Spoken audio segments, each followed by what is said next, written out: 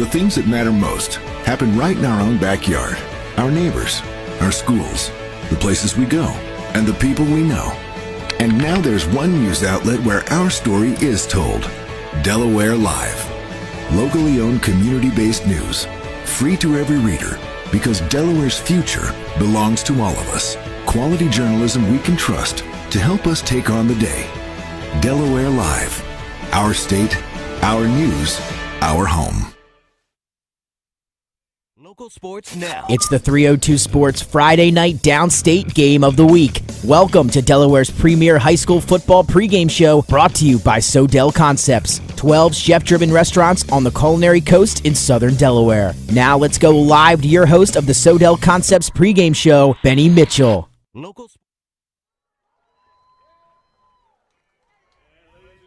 Hello, everybody.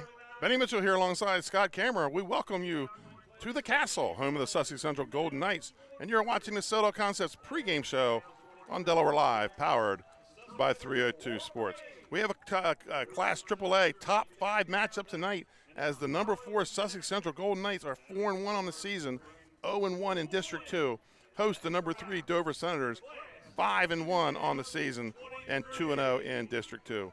Both teams are coming off big wins last week, with Sussex Central posting a 49-6 win over Milford, while Dover scored 3 unanswered touchdowns, beating Appoquinimink 27-14.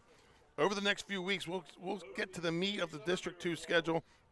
A win tonight for Dover would clinch an automatic berth to the Class 3A state tournament. Sussex Central, they still need a pair of wins over the remaining district games, plus which includes Cape and Lopin and Caesar Rodney. Let me bring in my broadcast partner, Scott Cameron. Scott, Dover has been on a roll since their season opening loss to Arundel. Last week's 27-14 win over Appo, where they trailed 14-7 in the first half, may have been the most competitive game they've had played during this 5-game win streak. On the other side, it was a bounce-back win for Sussex Central Golden Knights and a 4 TD performance by Andrew Long, winning 49-6 over Milford. Scott, that sets us up tonight for just a potential 3A classic tonight. Yeah, Benny, we're in for a treat tonight. You're looking at a heavyweight battle between 2 of the top-ranked teams in the state, and they're going to go at it. Dover's coming into this in-state. They're averaging over 30 points a game. Parker and Kilby, they're TD machines, and they can break one off at any time. Sussex Central has a tall task ahead of them with their defense, and can they slow these guys down? Is it going to be a track meet, or is it going to? Are they going to slow them down to a crawl? Can Sussex Central pick up with that RPO run-pass option of Dover, the Dover Senators? So who's going to slow down Andrew Long is the big question, and who's going to handle P.J. Henry for the Dover Senators? So that's some of the storylines we're going to be looking at. We're in for a treat. This is some of the top football this season in Delaware. Last year's District Coach of the Year, Chip Knapp, brings his Senators to the Castle on a 5-game win streak. The longtime Wesley defensive coordinator, as well as head coach for the last 3 seasons of the program, is 12-6 at Dover. Scott, you're in for a treat tonight, because it's one thing to see the speed in Dover on film. Trust me, it's more impressive when you see them in person. The Senators have great team speed all over the field, especially in that defensive secondary. On offense, we'll talk about their explosive running back, Jaquan Kilby, and later on in the pregame. But quarterback Nassim Cosme and wide receiver John Parker, they're just special kind of players, and they're both underclassmen. Absolutely, Benny. And Dover, they throw knockout punches in bunches. They're fast on tape, they're fast in the pregame, and they're going to be fast on the field tonight. And you know what speed does on the high school level? Right, it kills. Kills. So we're excited to see them, and we're really excited to see how they're going to stack up against a Sussex Central defense. We think this is one of the best defenses that the high-powered RPO spread offense of Dover has faced, and this is a big challenge, and we think they're going to be up to the challenge tonight, Benny. John Wells leads the Golden Knights into his 27th season. He reached win number 201 last week, and add to that, Scott, 400 wins in softball as a head coach. I talked to him last week about the loss to Smyrna, and he said, hey, Smyrna's the real deal. Coming into the season, he thought maybe they were the best team. But Central bounced back from that 22-0 loss to the Eagles, winning last week 49-6 over Milford. Andrew Long was impressive in that game with 3 offensive touchdowns and a pick 6 on defense. P.J. Henry simply did P.J. Henry things in that game, and Chris Shields was all over the field defensively while also rushing close to 100 yards in the game. The guy we talked about last week, Reece Steen, who caught a T.J. Morris TD pass, has been a big-time player for the Knights this season. You know, we questioned where he came from last year as a senior. A guy we knew very little about. Morris's dad contacted me over the weekend and shared with me that Steen, as well as his son TJ, sat out last year, both with torn labrums. I mean, how happy can Coach Wells to get those two guys back? Coach Wells has an abundance of riches coming into this right. game. Sussex Central is deep, deep, deep. He's got a lot of kids that are versatile, and he's got kids that'll step up at different times. P.J. Henry had a 3-touchdown game. Andrew Long had a 4-touchdown game. And to be honest, they got other players on top of that. So Morris to Steen is going to be something we're going to watch tonight. Can they run the ball? Can Morris hook up with Steen? What kind of plays is Steen going to make? He's made some incredible catches, some incredible interceptions, and we said that kid's got sticky hands, and he makes plays at the right time. So we got a lot of really great storylines to watch, and this is really as good as it gets as far as downstate football goes on Friday nights here in Sussex County. Folks, when we come back, we'll take a look at the Arenas Deli's players to watch for tonight's game. Hi, I'm Scott Kammerer, president of Sodel Concepts, the best restaurant group in the state, and we're inviting you to come join our team. Sodel Concepts is a growing hospitality company with 16 restaurants and a variety of other hospitality businesses, all located in beautiful southern Delaware. We have recently added many departments to our executive leadership team, including a training department, a property development department, and a construction department. We invite you to come live at the beach and work with a growing restaurant group with many opportunities to advance your career. Sodel Concepts Restaurant Group, come check us out. Hi, I'm Scott Kammerer from Sodel Concepts. Today we're at Fish On in the Villages of 5 Points. Come check us out. Fish On is committed to serving beautiful, simple coastal cuisine in a cool atmosphere with a happening bar, spacious dining room, and outside patio. Popular dishes include the seafood stew and fresh oysters from the raw bar. Fish On's recently renovated event room and is the perfect spot for your next event. Fish On in Lewis in the Villages of 5 Points, open 7 days a week, best happy hour around. See you soon. And welcome back.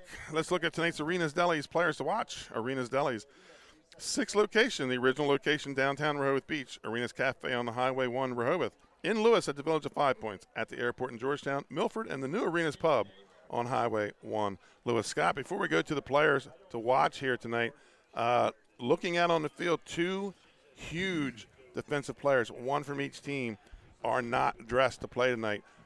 For Dover, number 7, Nasir Sipes Guzman, the senior, he is in street clothes. And for Sussex Central, number 9, Kayvon Burdell, is also in street clothes. So 2 big guys not on the field tonight. Let's see how that affects these 2 teams. But let's talk about the Dover players to watch in tonight's game. And we're going to start with number 2, Tyron Abrams.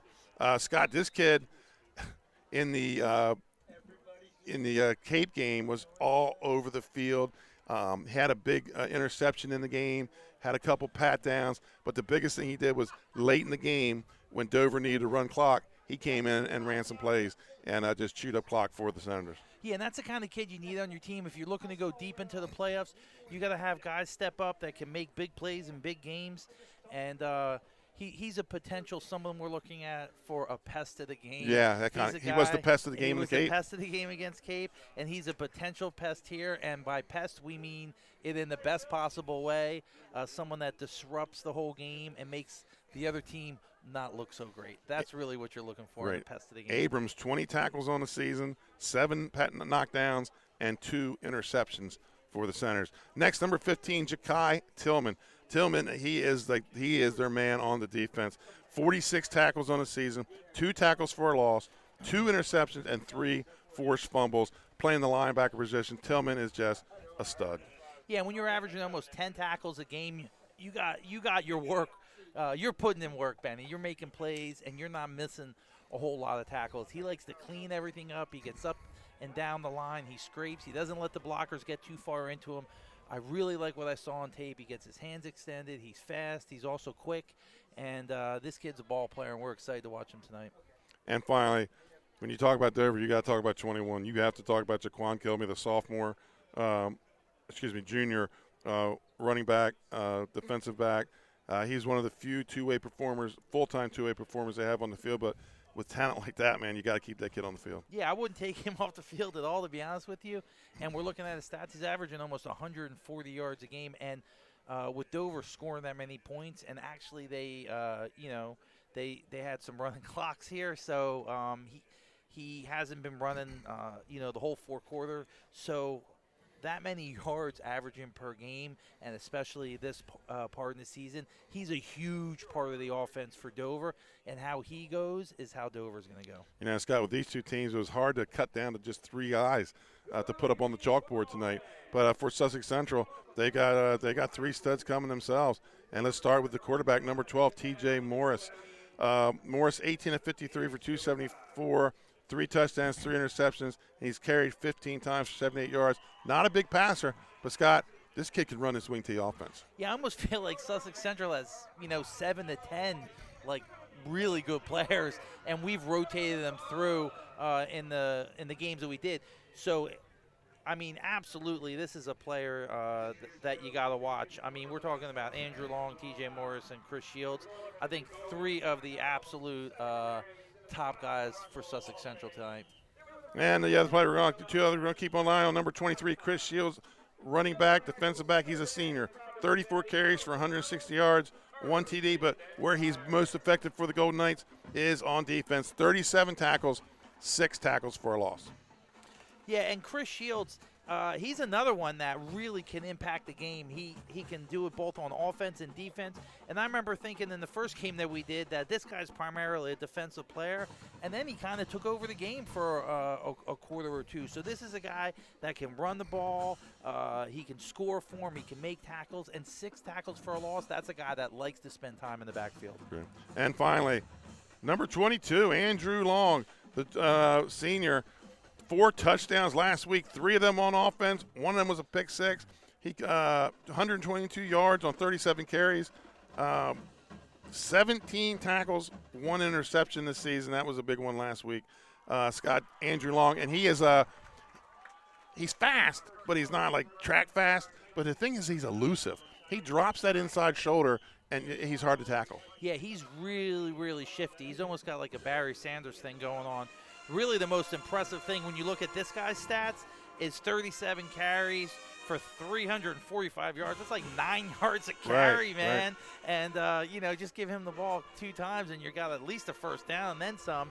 And then he's averaging a touchdown every 6 carries. So, we talk about Parker being dangerous. Andrew Long is dangerous. Right. I mean, he's – if you're scoring at that kind of clip with the carries you have, you're a threat nearly every other time you touch the ball. Right, and 2 guys we didn't talk about in our pregame is you mentioned Parker. We didn't talk about P.J. Henry, and there are 2 more guys with breakaway speed. Folks, when we come back, we'll have me and Scott. We're going to break down the X's and O's for tonight's game here on Delaware Live Sports, powered by 302 Sports. We'll be right back. Hi, I'm Scott Kammerer from Sodel Concepts. Today we're at Lupo Italian Kitchen in downtown Rehoboth Beach. Come check us out. Located inside the Hotel Rehoboth, Lupo serves coastal Italian cuisine with fresh pasta made in-house daily. Lupo features plenty of unique craft cocktails and an extensive award-winning all-Italian wine list. Popular dishes include lobster bucatini, veal meatballs, grilled swordfish, and eggplant parmesan.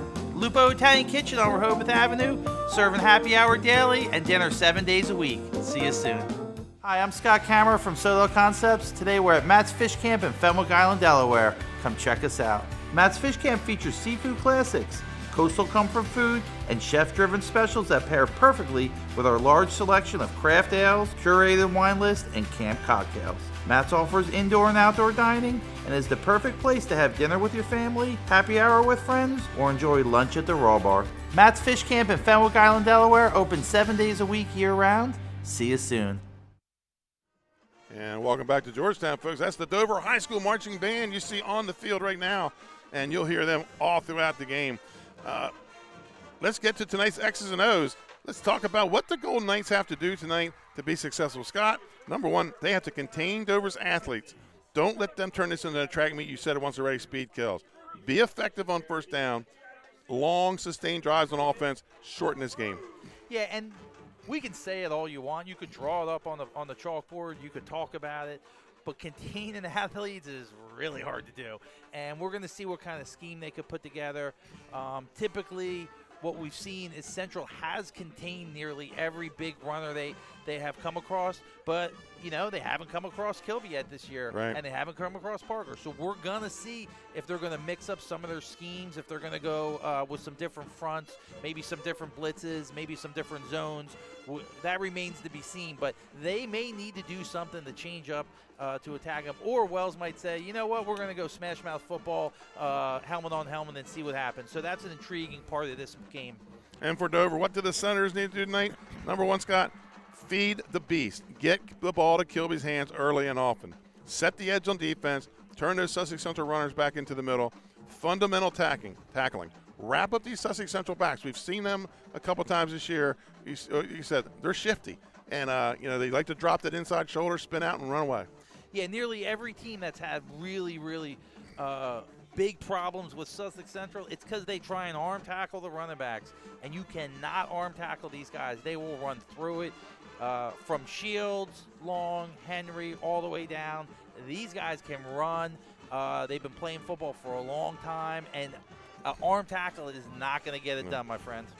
Folks, when we come back, we'll talk about some rankings, but you're watching the Sodel Concept pregame show here on Delaware Live, powered by 302 Sports.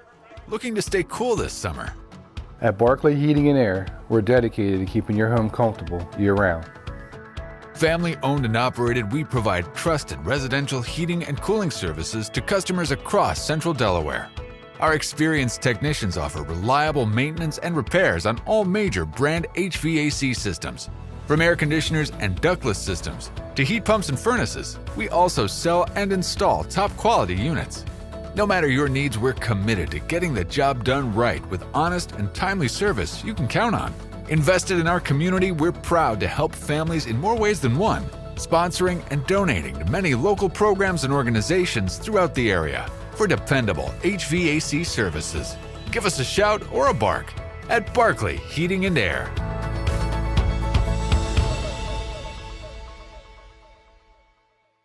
I would always pass by Ferris on Kirkwood Highway, so I knew that they existed. We stopped in the showroom.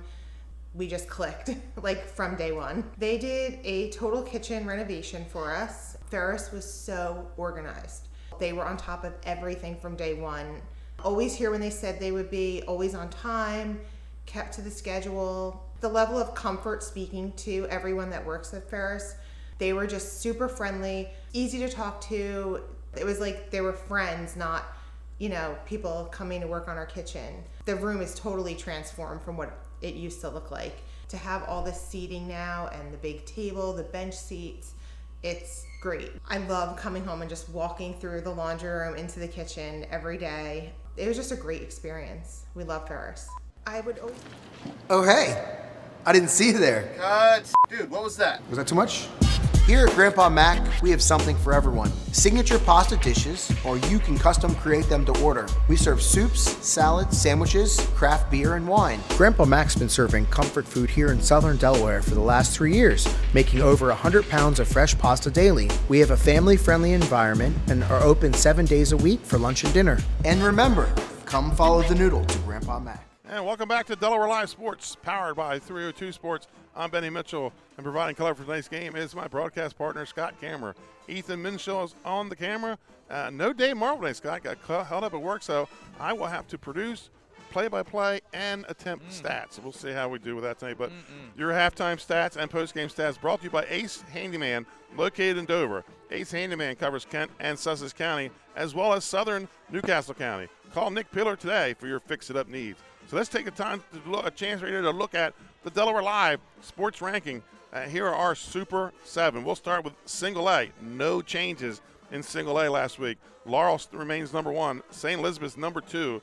Odessa number 3. Wilmington Charter 4. Tatnall 5. Seaford 6.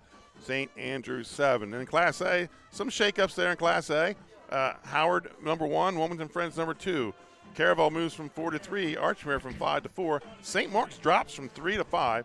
Lake Forest remains at 6. And the Red Lion comes into the rankings for the first time this season. Scott, we're in a AAA game tonight. Give us the AAA rankings. Absolutely. And for another week in a row, Middletown is number 1. Right. Smyrna's 2. Dover, a strong 3. We're going to see Sussex Central 4 today, 4 against 3. Salesianum's 5, Appoquinimink is 6, and Cape Henlopen, which has been in and out of the rankings, is after a big win last week. They're up at number 7, Cape Henlopen. Right. Tonight's turf report. We're playing on Bermuda grass. Scott, I walked the field before the game, and I know the lawnmower broke down this week. The grass is a little thicker than usual, and that's not a bad idea when you're playing these Dover Senators. You want to slow them down coming out of their tracks, but it is in excellent condition. They did play soccer on it this week, but the field is in really good condition. Did you feel slow or fast on the field today? I'm slow on the lonium. It doesn't, it doesn't matter. Temperature at kickoff will be 64 degrees. Very little wind to speak of tonight. You've been watching that Dover High School band, Scott. During the commercials, man, we were dancing in our seats. When you can when a high school band can play a song and you know what it is, that's pretty darn good.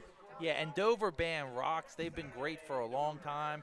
I really enjoy them. I love them in the parades. I love them in the games, and I think it's a great part of high school football. And Friday Night Lights is a band, and a band that's got some skill. And speaking of Friday Night Lights, Benny, it is a packed house on the Sussex Central side. They have come to watch a game. Dover's starting to make their bleachers starting to fill in a little bit. I'd like to take the moment to thank our 2022 sponsors, Barclay Heating and Air, Capstone Homes, Ace Hardware Handyman, Juwan Johnson State Farm, Arena's Deli, Active Pest Solution brings you the pest of the game, Louis Pizza brings you the player of the game, 11 Rehoboth Avenue, just steps from the beach and boardwalk, Lasher's Barbecue, and Sodel Concepts, 21 restaurants now, chef-driven restaurants along the culinary coast. As we heard the new takeover. Scott, you want to talk about that real quick? Your newest addition to Sodel Concepts? Yeah, so we bought one of my favorite restaurants. I've been in the restaurant business for 30 years here, and we bought Cottage Cafe in South Bethany, which has also been around for 30 years. And Brent and Tom, who owned it for 30 years, they said, Scott, it's time to retire. We can't think of anyone, better to take it over and run it. A lot of young guys in our company that are hungry, young men and women that are hungry and really want to make a name for themselves. So I think it's a great addition to our portfolio, and I'm excited to carry on the tradition. I appreciate it, Benny. And the pot roast and the fiery fingers and all those great things are all my favorites. Right, so they're going to stay. Yeah. All right. Sunbelt Rentals and Grandpa Max, two of our new sponsors for this season. So we're getting close to the national anthem here. And, wow, Scott, our pregame show timed just right tonight. How about that? You don't see that too often. No, we don't. So, folks, I'm going to cut our mics, and the Sussex Central Band will bring you the national anthem.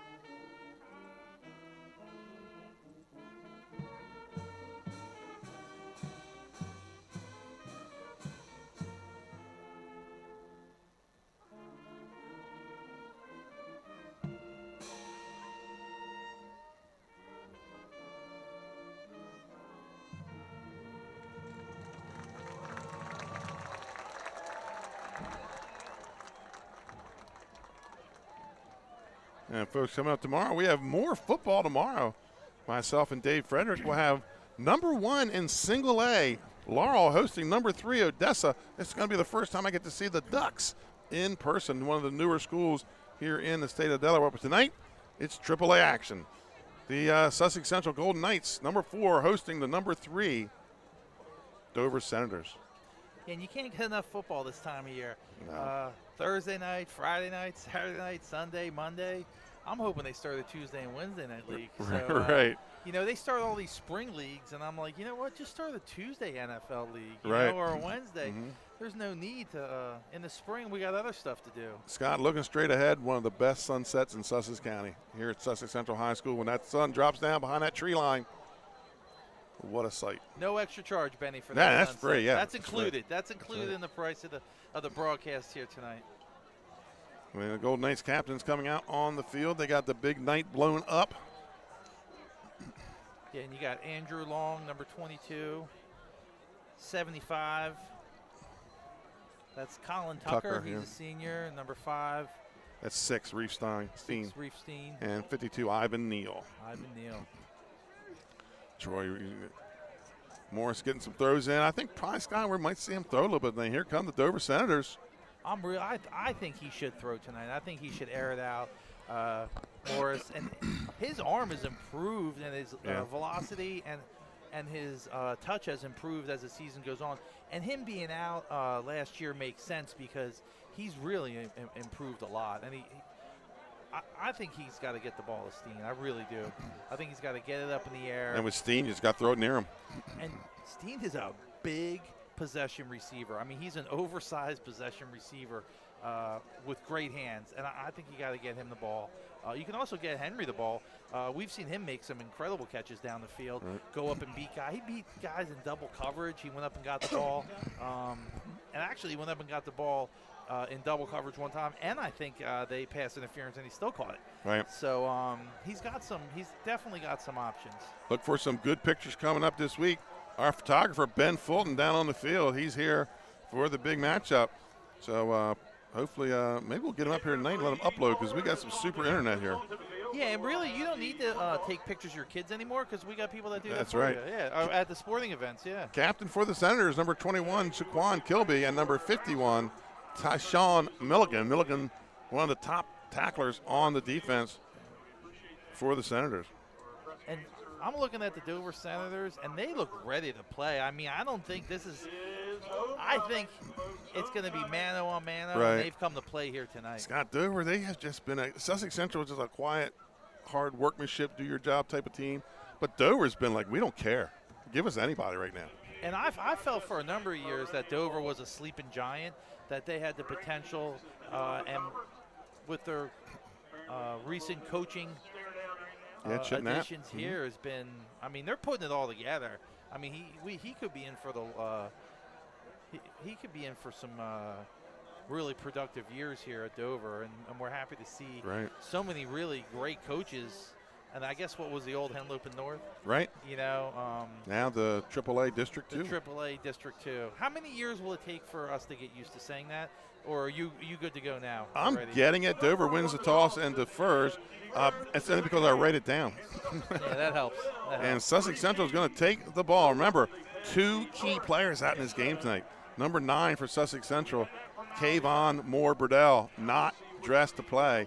And number 7 for Dover, Nasir Snipes-Guzman. 2 huge defensive players for these teams. Yeah, and Kayvon has been a difference maker on defense. He disrupts everything. He sets the edge. He can get vertical up the field. He can contain. So, I mean, that's a big loss for Sussex Central. They got guys that could step up, but we're going to see who's going to fill that void. And coaches will tell you, anytime somebody's out, it creates an opportunity for somebody else. That's right. You're always one play away from being on the field. Here come the Dover Senators, 5-1 on the season, 2-0 in District 2. They have already clinched a playoff berth. They're in. They're going to be top 3. And here come the Sussex Central Golden Knights, 4-1 on the season, 0-1 in District 2. So this is a big district game for them. They lose tonight, Scott. They got to win those last 2 district games to make the state tournament. And you can feel the intensity already. These guys are coming to play, and if you can't get up and get excited for this game, you're in the wrong sport. That's right. But let me tell you, looking at these kids on both sides of the field tonight, they're ready to go. The referees are ready to go. Joe Booth, the announcer, was ready to go with some of his best work I've seen announcing the teams coming in. So we're excited. We're all excited for this game. And the Sussex Central side, folks, few seats available. They have packed the house here tonight. Benny, I was here at 5:30 to watch warm-ups, and some lady said, I'm going to save the seat. Is that okay? Right. And I was like, yeah, I'm going up in the booth, so don't worry about it. I thought she was going to challenge me to a wrestling match for it. There you go. And going back deep for the Golden Knights is number 1, Patrick Henry, or P.J. Henry. That was like number 20. 23. Yes. Chris Shields. Is that Shields here on the near side? No, that's Shields the up back. Looks like 28. 28. The deep back. King Curry. So settle back, folks. Strap in. It's almost time for some football. Another game we have on our YouTube channel tonight is Slays Annam versus Middletown. Middletown, the number 1 team in AAA. Slays Annam at number 5 or number 6. You know, another thing we really haven't talked about is the kicking game of Sussex Central is really strong. Right. And so's Dover. And so's Dover. So you're looking at 2 abnormally really good high school kicking games. Usually in high school, it's like you're praying that you're going to make a kick or make this. These guys have potential to kick field goals. And E.B. Fajaco was our pest of the game last week. He was, what, 6 for 7 6? to 7. 7 for 7? I mean, that's incredible. And here we go, folks. The game is underway. Squib kick. And it's going to be taken by Curry at about the 18-yard line. Comes back to the middle where he has a wedge. And big hit by number 40. And number 40, that is Rashid Branch Calhoun laying in the lumber here to start the game. Yeah, and Branch Calhoun came flying out of nowhere and put a hit on the up back that caught that. And they really kind of squibbed it. And I don't think he wanted to risk it against Henry and give a big return to start this, so he kind of kicked it to one of the up backs. They did give up a kick return for a touchdown last week against St. George's. Here we go, 1st and 10 for the Golden Knights. Ball at their own 34-yard line. Motion comes to the near side, and it's going to be Shields coming off the right side. He's going to pick up about 4 on the play. Yeah, and Dover's running like a 4-3, and they actually have the 2 guys on the ends don't have their hand in the dirt, so they're standing up, and it looks like they're playing the zone in the back too. So, I mean, pretty traditional, nothing crazy that they're running. So not looking to fool anybody. They're just playing straight up smash mouth defense here. T.J. Morris under center for the Golden Knights. Single back in the backfield, double wing. Comes in motion, and it's going to be Henry this time, but he is, steps back, breaks a tackle, gets it out to about the 40, goes out of bounds. Pickup of about 2 on the play. Yeah, and Dover was a little confused. I don't think they knew what their set was. They maybe were going like a strong side, and they were a little confused on it. So they actually didn't get set quite, and Henry had a chance to turn that corner, but luckily their athleticism, they got out there to stop it. 3rd and 5 for the Golden Knights. Ball at their own 40-yard line. First possession of the game. They come up wing T formation, split wide to the far side. It's going to be the counter. Chris Ross to Long. Long's got a blocker in front of him and taken down inside the 50-yard line. 1st and 10 for the Golden Knights. Yeah, Dover wasn't set again. Their linebackers were switching sides. They must be going strong side, weak side, and they were switching side, and they ran that counter right at the space that they vacated. So you're going to have, hopefully Dover can clean that up a little bit here and not let Sussex Central take advantage of some of their mistakes. 14 yards for Long on the carry. 1st and 10 at the Dover 46-yard line. P.J. Henry comes in motion. Henry again off the sweep. And Milligan with the tackle, maybe a gain of a yard for Henry. I mean, that's just a textbook tackle by Milligan. I mean, that's how they're teaching you to tackle. And he makes a lot of them. A lot of them. Just lower your level, rip up and explode through the shoulder pads and drive the guy back. I mean, that's a textbook tackle, Benny. 2nd and 9, it's a long 9 for the Golden Knights. Pickup of just about 1. Maybe a play action pass here. Right. Wing to the near side. Steen spread out to the top, and we're going to get an illegal procedure on the Golden Knights. Pre-snap penalty, Scott. They're tough. Coach Wells does not like to see that. You don't want to shoot yourself in the foot, especially at opportune times like this. Steen taking off a little early. Yeah. I think the play was to him. That's what, when they came up on the line, that's what I immediately thought, that they were going to go play action to Steen, and he was trying to get a jump start on it. But ball moves back to midfield right at the 50. 2nd and 14 for the Golden Knights. Yeah, that puts you in a little bit of a hole. Now it's a little bit more obvious of a passing down, or with the wing T. Well, they'll run that counter and counter. Run the counter, yeah. There it is, counter crisscross. This time to Henry. Has some running up the middle. Gets it down to about the 40-yard line. gain of about 15 on the play, or 10 on the play. That's the funny thing about the wing tee. You're like, oh, it's a passing down. You're like, you know what? Right. Yeah, actually, it's a reverse or a cross situation. Counter crisscross, they call it here in the wing tee. Crisscross, and that's almost like a pass play for the Golden Knights. It's always a big gainer. You know, and most coaches will tell you, we know they're going to run it. We just got to stop it. Yeah, you know, only 3 things can happen when you throw the ball, and 2 of them are bad. Right. And when you do the crisscross, you're at least ahead of the game. Hand off to Shields up the middle. He's going to get about 3 on the play, and it's going to bring up 4th down for the Golden Knights. Yeah, and you got to think they're going for it here. Shields is a grinder, and they're going to line up real quick and go for it. 4th and 2 for Sussex Central. Yeah, they called 2 plays. Oh, he jumped. And you're going to get a procedure. Oh, man. Yeah, and that kind of changes the scenario. Yeah. Long got caught stepping up. Yeah, that was one of those situations where he called both those plays and said, hey, if he gets stopped, we're going to go right to this. Right. You know, usually they'll script like the first 10 plays, and in that situation, they might be called in 2. Coach Wells going to go for it here. Yeah, he's a gambler, man. Let's double down. So it's 4th and 7. Do you see the play action here, possibly? A little waggle, maybe? Yeah, a little waggle. With Steen going. I mean, Morris warmed up real good. He looks real loose. And this has been a nice little drive. Let's keep it going. Shotgun formation. Oh, he jumped. Yeah, Over-jumped. He also had T.J. Morris taking a step back. Let's see which way they call this. They're going to call this on Dover. So that's going to bring it back to 4th and 2. Yeah, that's one of those situations like Morris did take a step back, and I think that triggered the nose tackle for Dover to jump. That would have tricked me too, Benny. Right. Which doesn't take much to trick me on defense, but that would have did it. A hard count gets me every time, let alone a step. 4th and 2 here for the Golden Knights. Ball at the 37-yard line of Dover. Yeah, they're right back where they started right after a couple penalties. So we'll see if they go right back to that play that they called. Sussex Central in the all-world blue. Dover in the all-white stormtrooper-looking uniforms. There's going to be a toss out to Shields. Shields cuts it back inside, and it looks like he has enough for a 1st down with a 3-yard pickup. Yeah, he got the full head of steam there, and he just leaned into it, and that's called falling forward for the 1st down. Let's set this starting lineup for the Golden Knights. At the tackles, Rich Bolden and Ivan Neal. Or at left tackle, Rich Bolden. Left guard, Ivan Neal. Center, Colin Tucker. Right guard, Wyatt Hellens.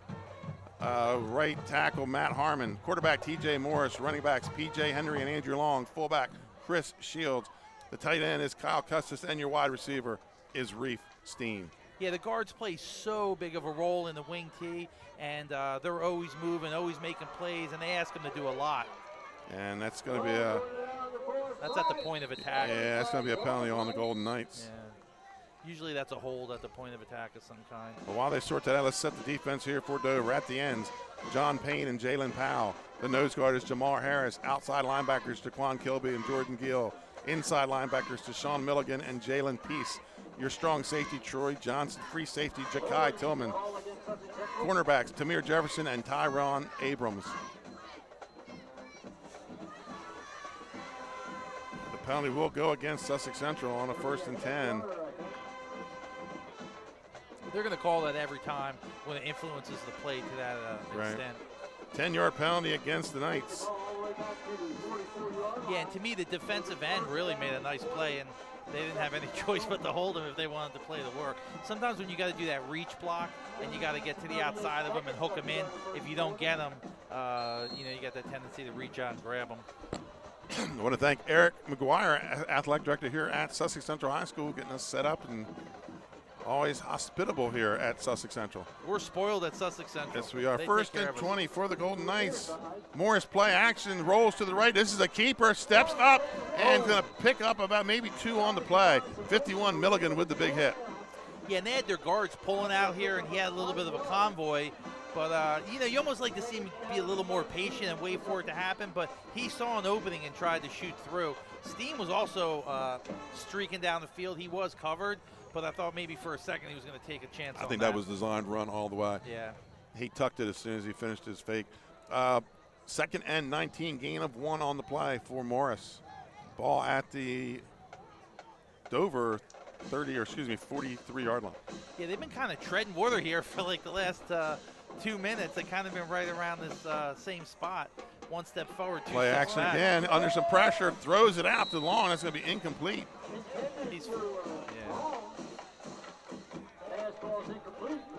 Yeah, that was close enough to long to avoid an intentional grounding. Looked like they're trying to set up a screen, and then long being the dump off.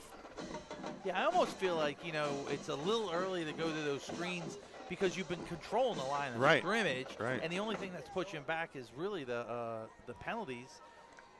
One thing the Knights have done is they have used up approaching 6 minutes of clock here. I mean, that's incredible. They really haven't gone very far. Play action again, drops back, rolls to his right under some pressure. Avoids one. I think we're going to get a face mask there, Scott. And hits Shields down at the 30-yard line. Yeah, Shields really made a nice play. He kind of cradled it and turned back into the sideline, and Morris put that in the perfect spot where it was either going to be a catch or be out of bounds. There was no way that could be intercepted.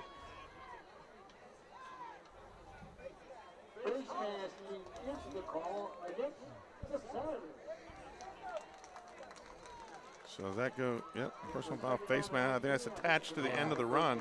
So a 14-yard pitch and catch here for Morris and Shields.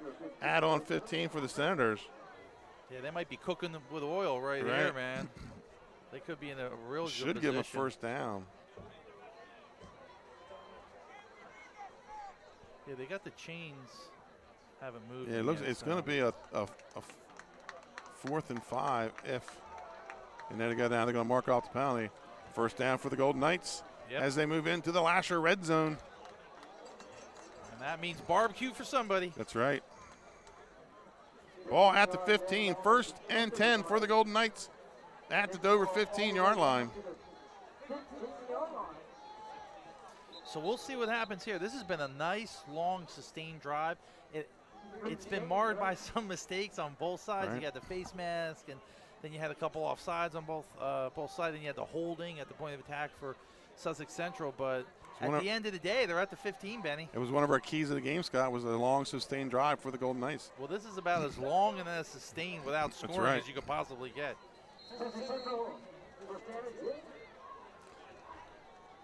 So I thought he got out of bounds, but they're starting the clock. So here we go, 1st and 10 at the 15. Hand off to, that's going to be P.J. Henry. Takes it inside the 10. Henry's just a slasher, man. He comes through that line. He's got really strong shoulders. He's squared up, and you never really see him at a bad angle or really take a shot like that. He comes through totally square, shoulder square on the line, and he's almost delivering a blow to the Dover defense now. Picks up 7 on the play, 2nd and 3, inside the 10. Hand off to Henry again. This time Milligan wraps him up in the backfield.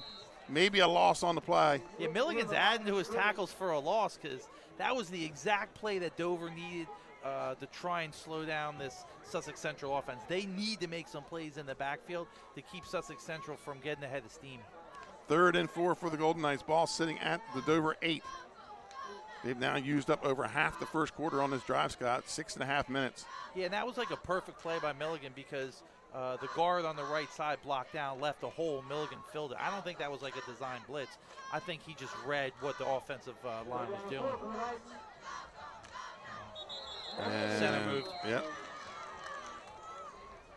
So another penalty on the Knights. That's their 4th on this drive, Scott. Uncharacteristic. Right. Maybe the big game excitement here early in the season or mid-season. Yeah, the big crowd, and they're excited. And to be honest, I mean, this is a big matchup. And Dover is a good team. They've been scoring a lot of points. So the longer you can keep them off offense, the better you're doing. Shorten the game, baby. So that makes it a 3rd and 9 from the 14 of Dover. And Morris went out with the play, came back to check something. So we'll have to watch that back, Judge Scott, see that when the hand goes up, and Sussex Central is going to have to burn a timeout. And we might as well burn one with them here. Sussex Central timeout. No score here in the first quarter. For over 15 years, our company has been building homes in Sussex County, Delaware. We offer a completely comprehensive program for our customers that makes building a new home enjoyable. At Capstone Homes, we have access to lots in our amazing communities or through our realtor partners. Visit with our team of professionals for a completely comprehensive experience. We can handle absolutely every part of building a new home for you and your family. Create your new home. Create a Capstone home. For over Welcome back to the Castle. Benny Mitchell alongside Scott Camera. Ethan Mitchell on the camera. Glad to have Ethan back. He was our intern last year during the season from Delaware Technical and Community College. Now he's a spot fills in for us here and there. Our normal cameraman Trey Mitchell up at the Caesar Rodney Homecoming. They're hosting Cape and Lopin tonight. We'll be at the beach next week. Scott, you won't. You'll be in Italy. But we'll be at the beach next week with Sussex Central and Cape and Lopin. Yeah, Benny, I'm heading to Tuscany. I hear it's lovely this time of year. Yeah. Anytime you go to a foreign country, it's got to be lovely, right? Yeah, You're not going to go during a bad time of the year. Yeah. I'm not big on traveling, but, you know, Right. I'm getting to that point in my life. 3rd and 9 for the Golden Knights. And play action looks into the corner of the end zone. And it's going to be incomplete. Yeah, and I thought he was going to put it at for a jump, little jump ball there to make a play on it. But I think he smartly kind of led him to that pylon and not put themselves in danger of throwing an interception in the end Intended zone. for number 8, Kyle Custis. And Custis is he's got some size and he can jump down there. So Not going to Fajaco, Scott. They're going to go for it here on 4th and 9. Oh, no, Harry. Just as I say, here he comes. E.B. Fajaco. On the hold is number 13, Jace Payton. He's got it up, and it's going to be wide left. Dover's ball, turnover on downs. I didn't see that coming. I thought they were going to go for it. He kind of rushed it. Yeah. I don't think they were quite set up for it. He got out there quick and he kind of. Well, let's set this Dover offense here at left tackle, Keegan Countryman, right tackle, Michael Stevenson, at the guards, Jason Hoskins and Dan Shockley, the center, Jamal Parker. The tight end is Eric Carter. Quarterback, Nassim Cosme. Running back, Jaquan Kilby. In the slot, Justin Carreras. And your wide receivers, John Parker and Cam Jones. After this play, will set the Sussex Central defense. 1st and 10 here at their own 19 for the Senators. Yeah. Cosme handoff to Kilby.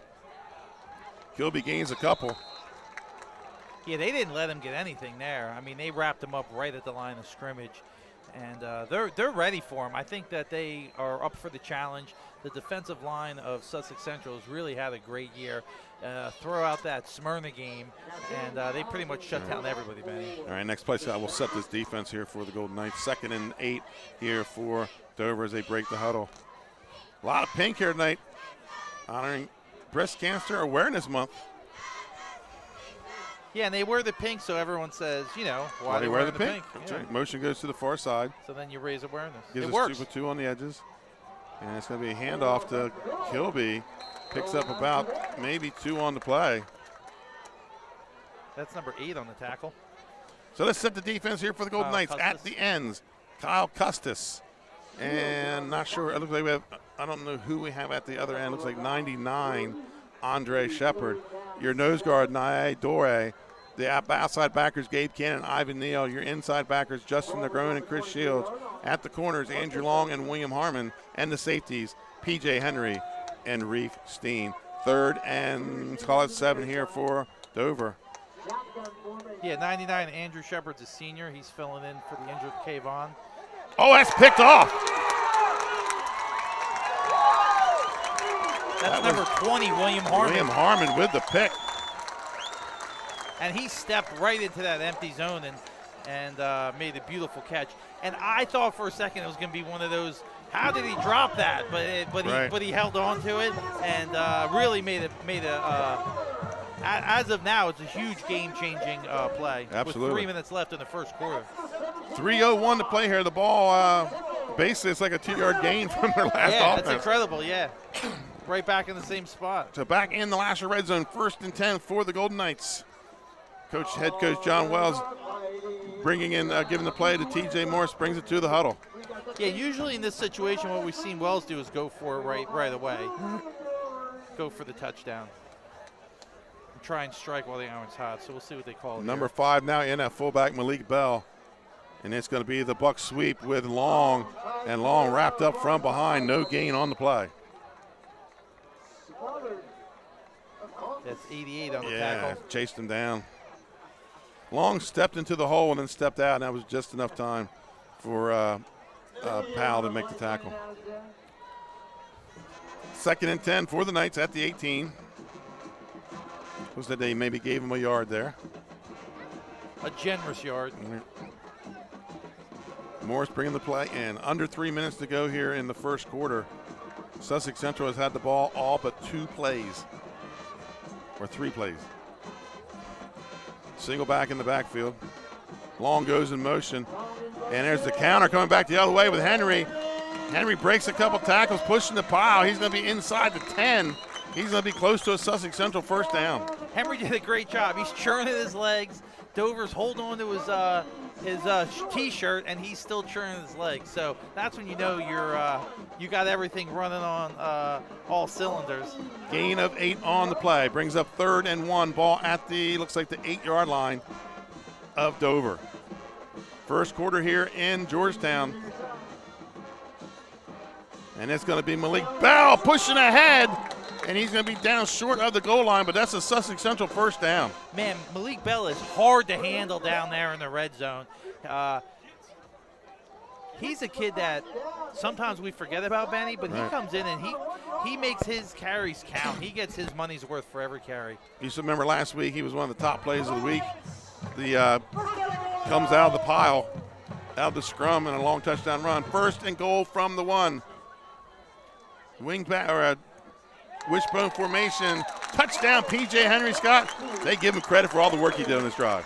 I tell you what, Henry had a really incredible drive there. He kept the ball, he kept the momentum going that whole drive. And his motor, he's got a high motor, and this is a kid that's very versatile. He could do a lot of different things, so it's great to see him score that first touchdown for him. You know, last game, Andrew Long with all the touchdowns. Right. Is it P.J. Henry's turn, or are they going to split them 50-50? So we'll see. E.B. Fajaco on for the extra point. I think that undershirt's orange. And that's good. The Sussex Central Golden Knights lead 7-6. We'll be right back after this commercial timeout.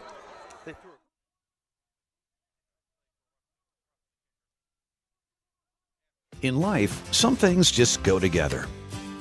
Like a burger and fries. And home and auto insurance from State Farm. So make it a combo. Combining your home and auto insurance could save you time and money. And who doesn't like that? Just call State Farm agent Juwan Johnson and find out how you could start saving today. It's just another way we're here to help life go right.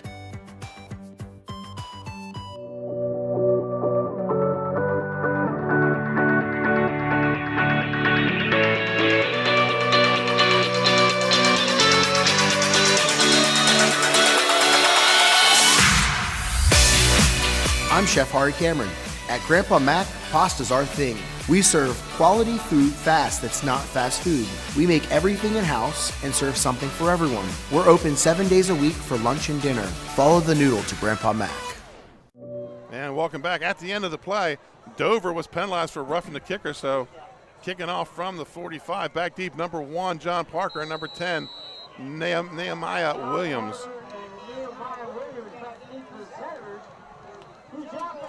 And that one, that's what Fajardo does. That's why he was a pest last week. That's right. That's what you get for roughing Fajardo. That's right. He comes back and crushes it into the end zone. Kicks it out of the end zone. Yeah.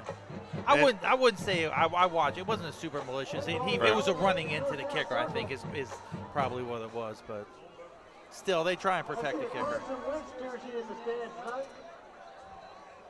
So 1st and 10 from the 20 for the Dover Senators.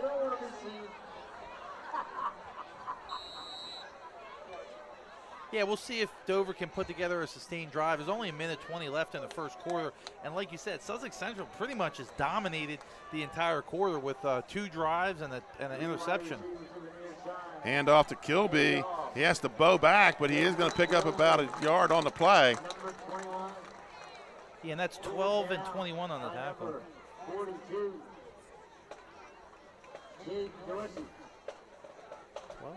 No.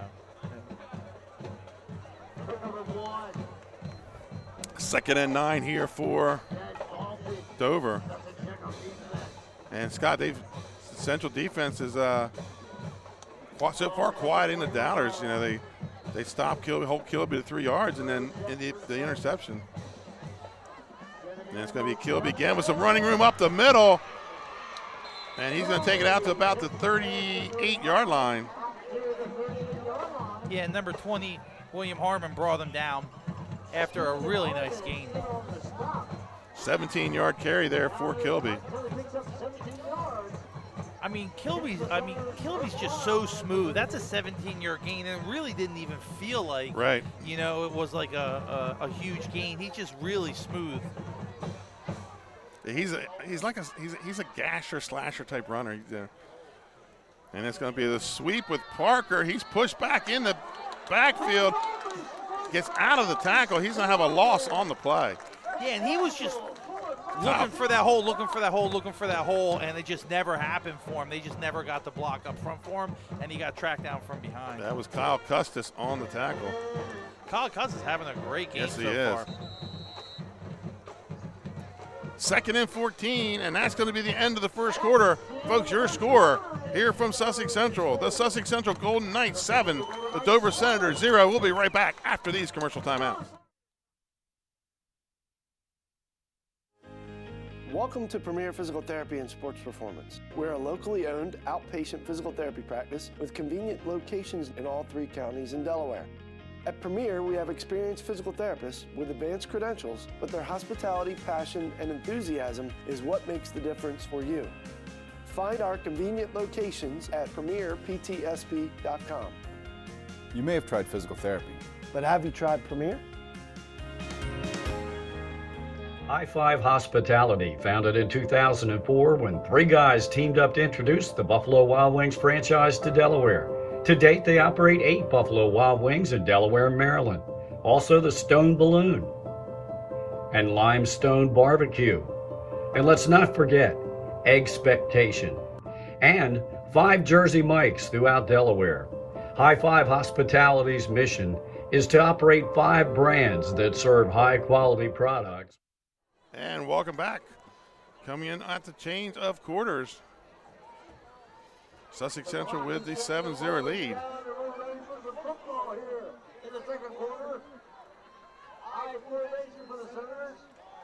Kilby cuts back, keeps the feet moving. He's going to pick up most or all of that penalty yardage, and about a gain of 7 for Kilby. It's going to bring up 3rd down. Henry on the tackle. Yeah, so far this is really the first time seeing Kilby in person, and he's really an impressive runner, and they're starting to open up some holes for him. Our out-of-town scoreboard, Smyrna leads Mergenthaler Votech out of Baltimore 8-0 early in the first quarter. 3rd and 7 here for Dover. Parker goes in motion, and we're going to have whistles on the play. Yeah, there's 2 guys moving. Yeah, illegal procedure. Yeah. It's got this Mergenthaler Votech team out of Baltimore. What you talk about a group of resilient kids. Last year, they had a teammate die after a head injury in a game, and then this year had another teammate murdered outside the front of the school. And these kids just keep going and keep plugging. They were state champs last year. That's incredible. Coming in from Baltimore to take on the Smyrna Eagles.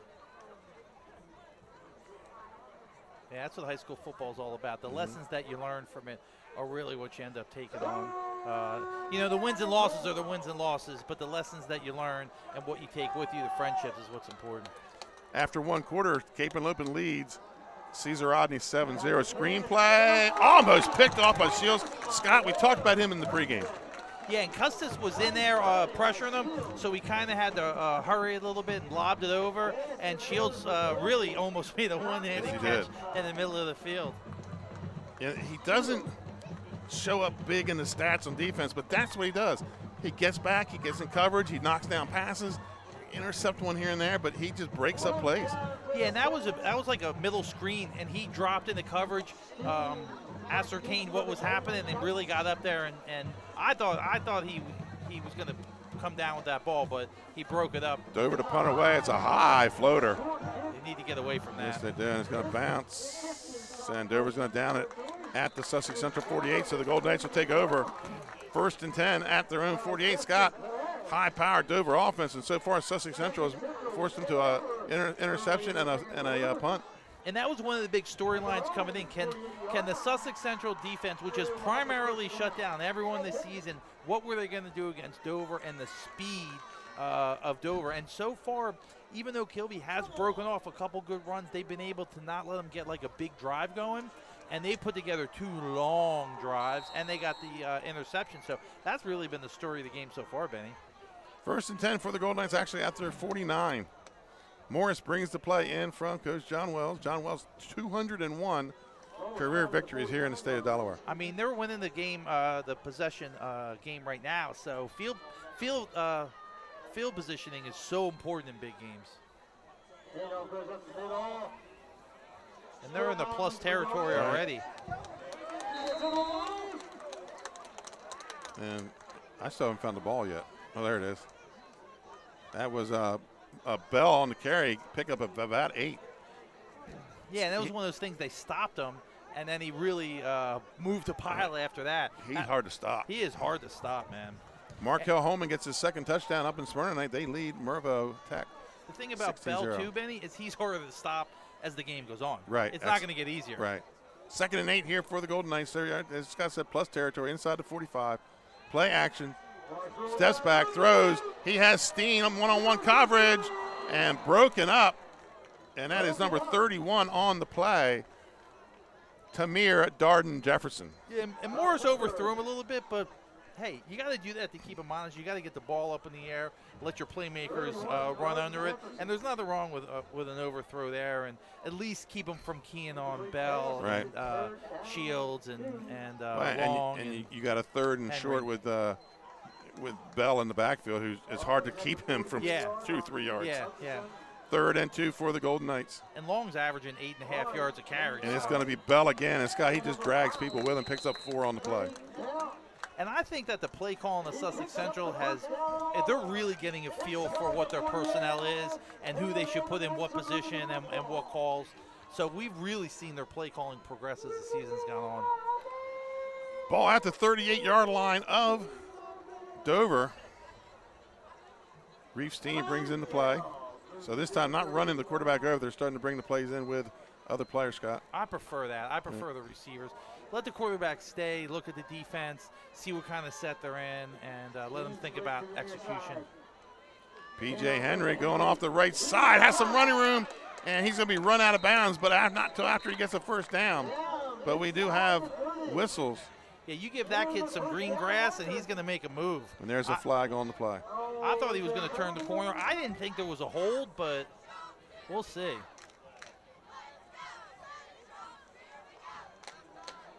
Yeah. And there's going to be a hold spot foul. I didn't see the hole, but it's going to be a net of -6 on the way he turned that corner made me think maybe something happened over there.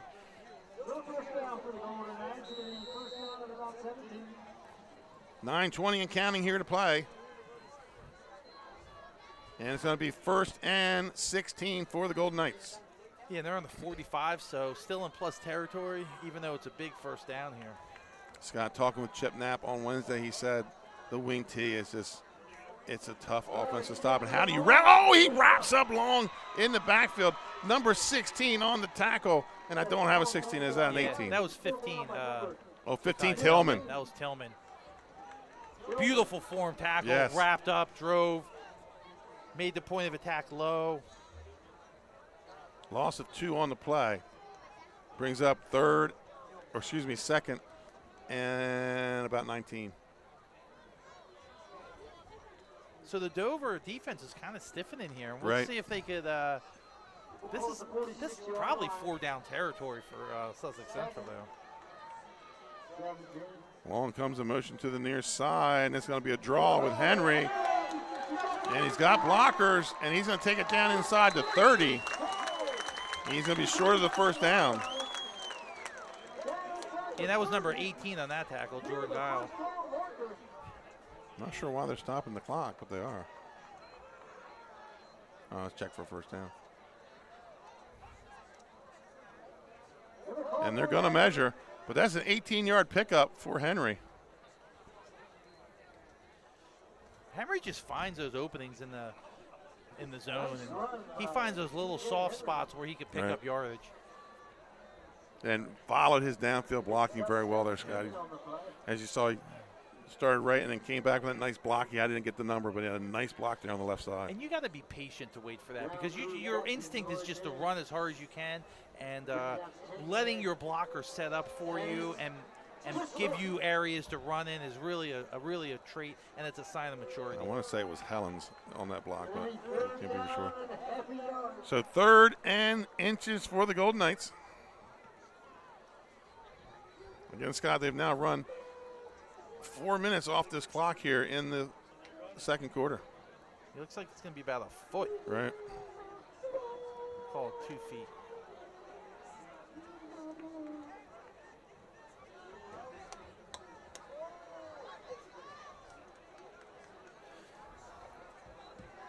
This looks like a play for Bell.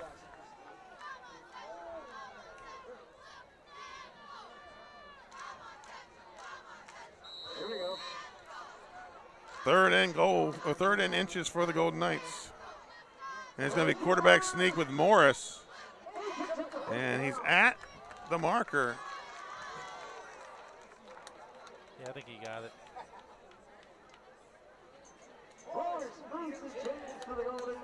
So the Knights moving the chains. Yeah, and they gave him a good spot on that right off the bat, so. Moves the ball down to about, they'll call it the 38-yard line. Yeah, Excuse me, 28. Morris just got behind his center and just kind of felt his way through there to a first down. And it's going to be Henry again. Takes it down inside the 25, to the 25. Gain of 3 on the play. You know, I guess in the wing tee, after you fake it and then you continue on through, maybe that's why he runs over to the sideline. Right, he's already get the here. play because he's already going there anyway, you know. 2nd down and 7 here for the Knights. But on plays when they go the other way, he might run in the receiver.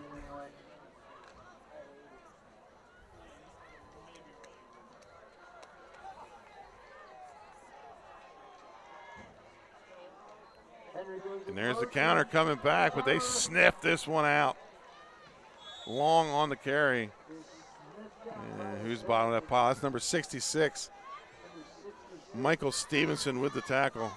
Yeah, and Stevenson did a good job of staying home there, because too often you go with the flow, and the next thing you know, it's coming backside on you. So he did a really good job there of staying home and waiting for it to come to him. As a lineman, the best thing you could do is let it come to you. I mean, that's really the most ideal situation. Looks like Coach Wells is going to run the clock down, so maybe take a timeout. As Morris went over to talk to the quarterback. It's 3rd and 7, so. Yeah, they're waiting for the count here from the back judge.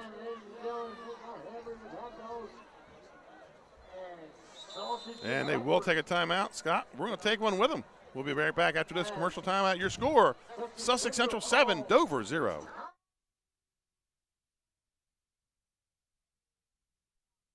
Congratulations, Dover Federal, on 60 years in business in Delaware. You've been by our side since our doors opened. Thank you so much for giving me a call on so many years ago when I had no credit. You helped our business grow into what it is today. As a military family, thank you for supporting the financial needs of servicemen and their loved ones. Happy anniversary, Dover Federal Credit Union. Happy anniversary, Dover Federal. Thank you. Thank you.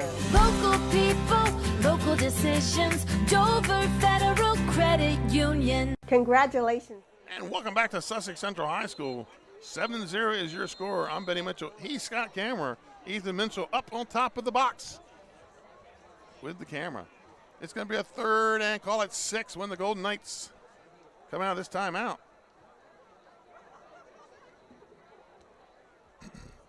P.J. Henry doing most of the work here tonight for the Golden Knights, Scott. And your big guys got to make big plays in big games, and he's doing it. Morris dropping back, looks downfield, and he has Henry breaking open. That's intercepted. Run tipped out of bounds. It looks like the 4-yard line. Who do we got on that pick? That's number 2, one of the guys we said to watch out for tonight, Tyron Abrams. Yeah, that's like a punt, really. You know, Right. when you make that kind of throw. And So one turnover each for both teams. I mean, really, 3rd and 7. That's right. Not the end of the world for Sussex Central. Great momentum, though. Great momentum for Dover. Great turnaround. They get a stop. The Sussex Central's not going to punt there. No, absolutely not. So 1st and 10 for Dover. Ball at their own 3-yard line. So they got 97 yards of grass to cover. And they're going to go up under center. And we're going to get whistles. No, we're not going to. I thought we heard whistles. Yeah, Central moved, so I don't know if they were late making that call. No. Dover band is cranking it up. I don't know who had the carry there. If that was a penalty, you're going to give it to Dover band for right. For the that happened last year. There was a penalty on a band last year. No, I meant that it was right. It would cause Central to jump, but what happened with the band? I forget which game it was, but they threw a flag on the band for playing during a play. Oh. Motion comes to the near side up the middle with Kilby, and Kilby's got enough for the 1st down. It's 22 Andrew Long on that. On the tackle, right? Yeah. It's taking more than one guy to bring him down now. Right. 12 yards on the carry for Kilby. I had a band teacher tell me one time it's two concerts with a gym class in between the football game. 1st and 10 for the Senators. 2 band concerts.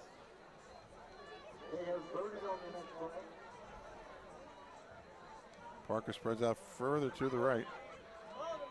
And a little draw play to Kilby, but he might get a yard on the play. Looks like 76's helmet came off, so Jamal Parker's probably going to have to go out for a play. Gain of 1 on the play. Brings up a 2nd and actually 2. So 2nd and 8 for the Senators. 4:30 to play here in the 2nd quarter. Sussex Central with a 7-0 lead. And Scott, we saw them once already this year cling on to a 7-0 lead for 3 quarters. Can they do it again? I mean, we thought this was going to be a 2-3 score game. Right. You gotta wonder how Dover's going to respond when they're averaging 30 points a game. Right, exactly. If they don't score here in the 1st half. And penalty flags on the play. You know, but when the defense puts pressure on you, doesn't let you do what you usually do, and the successes that you usually have, if it cuts that off, you know, that creates all kinds of problems. Now you got to look for other ways to get people in the action. And Parker really hasn't been too involved. No. I mean, they tried that jet sweep with him, and they tried something else, and they tracked him down, but he really hasn't been. They haven't gotten him the ball. And they haven't thrown yet. Yeah. I mean, they threw, 2 times, and Long, Harmon intercepted the one, right. and Long almost intercepted the other. So Dover might be like, you know what, maybe. Yeah, really. Let's stick with. 2nd and 13 here for the Senators. Cosme in the shotgun with Kilby to his right. 2-2 on the edges. Low snap, and he handles it. Looks downfield, pressured out of the pocket. But here comes Shields on the pursuit, and going to run him out of bounds. Yeah, he did a good job of holding up there, and not 52. Ivan Neal did a good job of holding up. He could have made the hit out of bounds there. And they're going to mark him out of bounds at the 18. So gain of 1 on the play. Benny, I'm going to get a 50-50. What do you think about my luck? Who's taking time out here first? Timeout, Dover. Well, I'll tell you what. We'll go to a timeout, pay some bills, and all that. I'll tell you. We'll be right back, folks.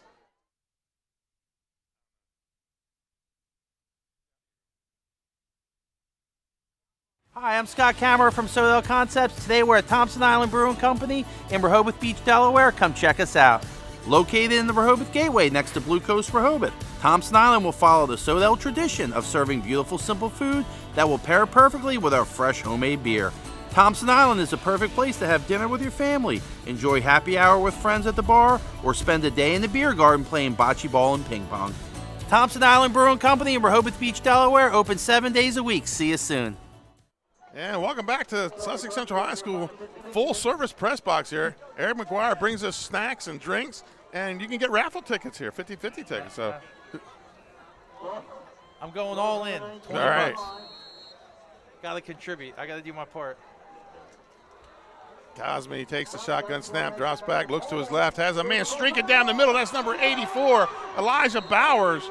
He's got enough for the first down. Yeah, and Benny, he did a good job of corralling that. I think he was so shocked he was that open, he had to really concentrate to catch it. But if he catches that cleanly, man, he's off to the races. Right. 24-yard gain on the pitch and catch. First down for Dover.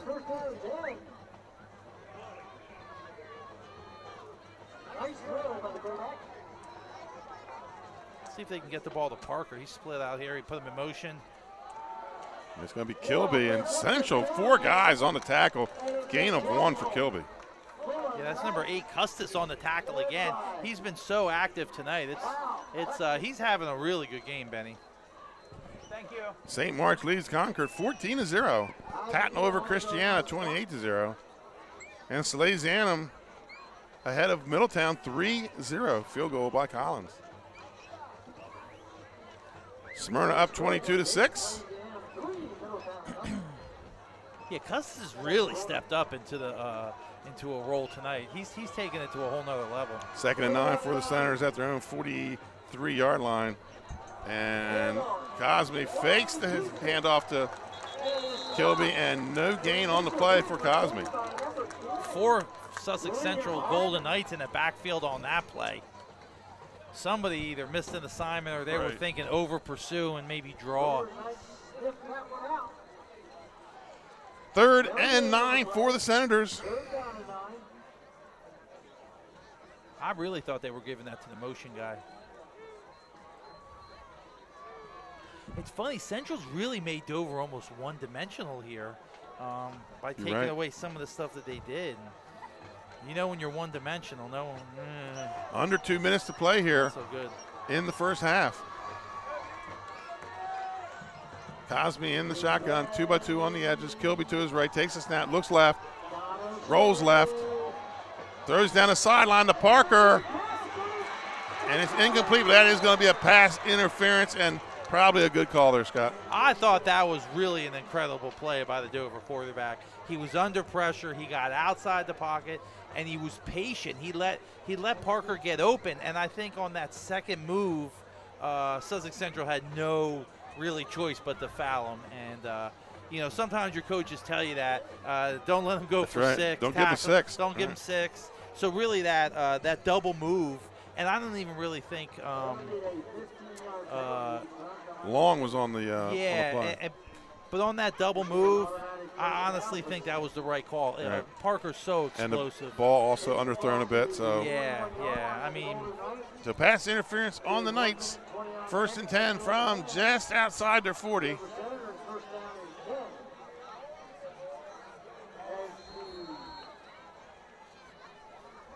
Cosme in the shotgun, the pistol now with Kilby behind him. Yeah, Cosme's really kind of coming into his own right here in these last couple more plays. whistles.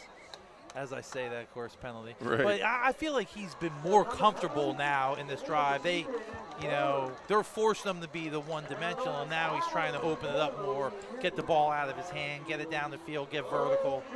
You know, they can't shoot themselves in the foot, though. Penalty-filled first half here so far. Folks, you're watching Delaware Live Sports, powered by 302 Sports. Benny Mitchell here with Scott Cameron. Thank you for tuning in tonight. Looks like we have a large crowd on the web live stream. There's a lot going on over here, That's man. right. There's a lot going on. 1st and 15, ball outside the about the 46-yard line for the Senators. Parker comes in motion, and there's just a little screen out to Kilby. He's going to pick up about 8 on the play. Yeah, Parker came out to this side. 2 guys came with him, so, you know, that makes it 10 on 9 on the other side. Second and call it 7. Ball at the 38 of Sussex Central. Yeah. Approaching a minute to play here in the first half. And the clock's running, so they got a minute left. So they got to get on the hop. Trips to the near side. Kilby to the left of Cosme. Cosme takes a snap, looks to his right, has some time now. He's under some pressure, getting flushed out of the pocket, and throws. What a breakup by number 20, William Harmon. Almost, I think he catches that, Scott, he might be off to the races. Yeah, William Harmon's been a terror in the secondary for the Sussex Central Golden Knights tonight. He's been all over the field. He's got 2 breakups and an interception, and he's risen to the challenge here tonight. Yes, he has. Third down and 7 for Dover. Ball at the Sussex Central, call it the 37, 38-ish, somewhere between there.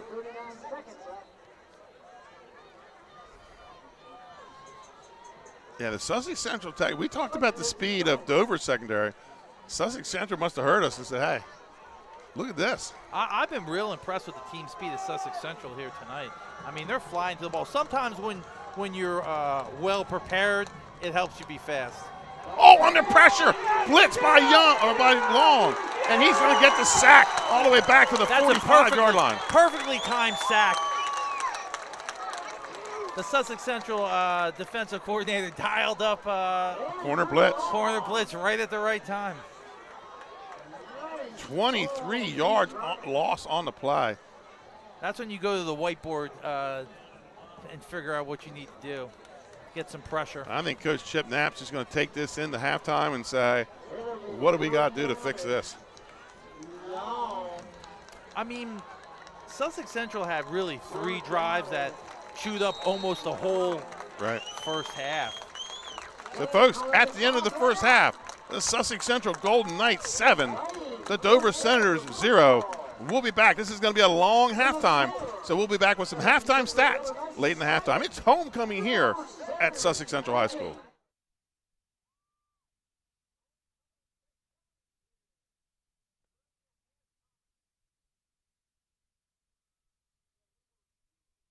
Hi, I'm Scott Kammerer, president of Sodel Concepts, the best restaurant group in the state, and we're inviting you to come join our team. Sodel Concepts is a growing hospitality company with 16 restaurants and a variety of other hospitality businesses, all located in beautiful southern Delaware. We have recently added many departments to our executive leadership team, including a training department, a property development department, and a construction department. We invite you to come live at the beach and work with a growing restaurant group with many opportunities to advance your career. Sodel Concepts Restaurant Group, come check us out.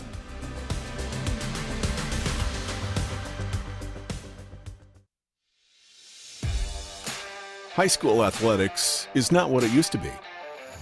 The sporting goods industry has been disrupted, adding to coach and athletic director daily challenges. BSN Sports stands ready to change the fundamentals of our industry, giving our customers the advantages they need right now.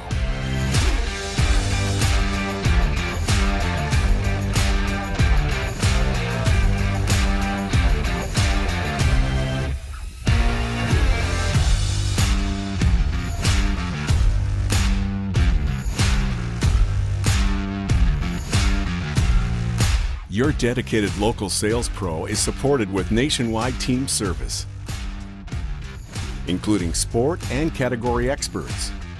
Get the look of D1 colleges and pro teams with our program that streamlines ordering your staff apparel, player gear, and fan wear. Stretch your budget with our fundraising solution. Free and ready in minutes. Our campus branding products are perfect for boosting school and team pride. BSN Sports has the advantages you need right now.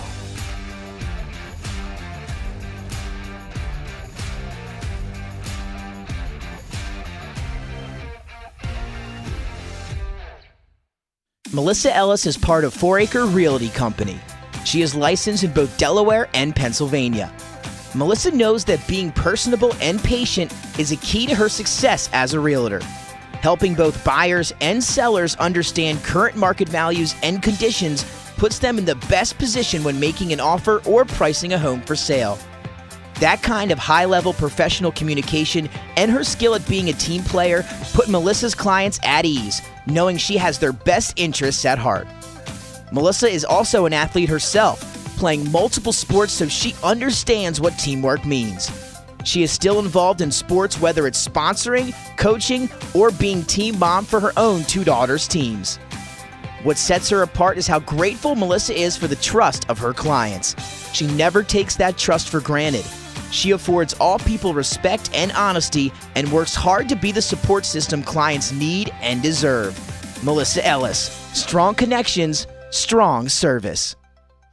High Five Hospitality was founded in 2004 when 3 guys teamed up to introduce the Buffalo Wild Wings franchise concept to Delaware. They now operate 8 Buffalo Wild Wings, 6 locations throughout Delaware, and 2 locations in Maryland. B-Dubs has weekly and game day specials on their delicious food and beverages. Stop in one of their convenient locations today. The Stone Balloon Ale House features a unique blend of crafted food and an array of spirits, all flavored with a dash of nostalgia. Our culinary mantra is comfort food playfully reimagined, and we prepare seasonal favorites that strive to please the palate and resurface a memory. Limestone Barbecue, from our mouth-watering Texas-style brisket, fall-off-the-bone chicken, and St. Louis ribs. Southern-style sides, mac and cheese, baked beans, cornbread, sweet tea, and our homemade pickles. Be prepared as your bread will be your napkin. Yup, we are that kind of barbecue. Expectation. You'll have a tough time choosing between our exclusive dishes to help get you through the day. French toast, French crepes, Belgian waffles, and of course, our famous Eggs Benedict. High Five Hospitality's mission is to operate 5 brands that serve high-quality products with exceptional hospitality. We couldn't be more excited about having our show here held at the Buffalo Wild Wings and Christiana location here on Route 7, brand new location. They moved here from Limestone Road, and it's going to be the new home of 303 Sports Week.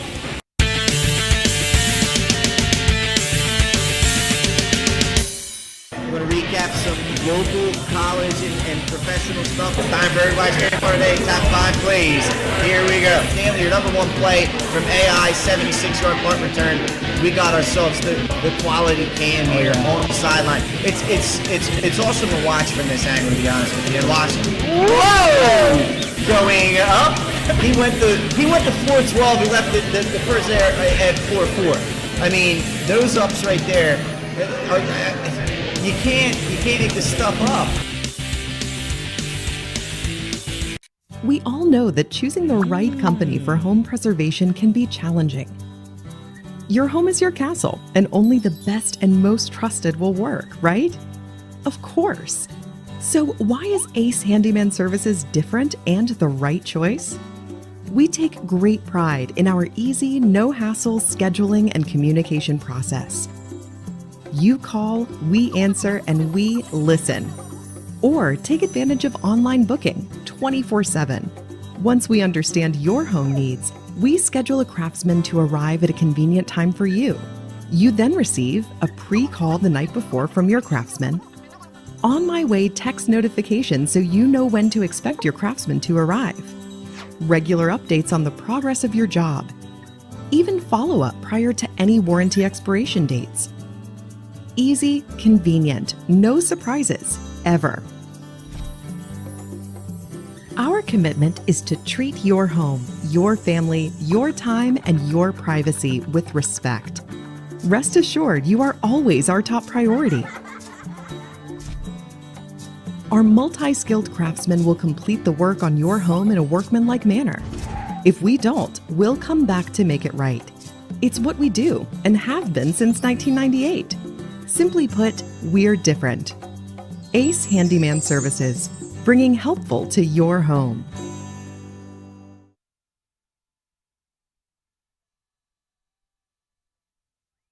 Hi, I'm Scott Kammerer, president of Sodel Concepts, the best restaurant group in the state, and we're inviting you to come join our team. Sodel Concepts is a growing hospitality company with 16 restaurants and a variety of other hospitality businesses, all located in beautiful southern Delaware. We have recently added many departments to our executive leadership team, including a training department, a property development department, and a construction department. We invite you to come live at the beach and work with a growing restaurant group with many opportunities to advance your career. Sodel Concepts Restaurant Group, come check us out.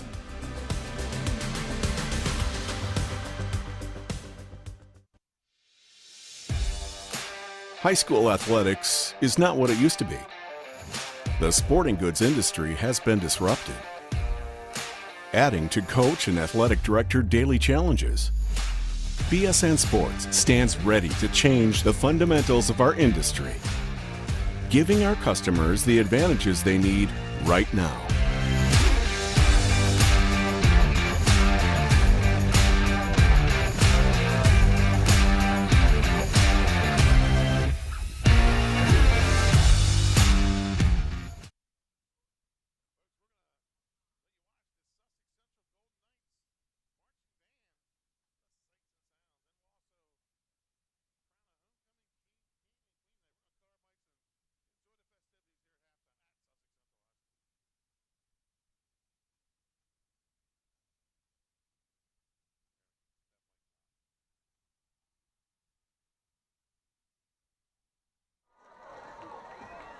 Folks, here you are, the Sussex Central halftime performance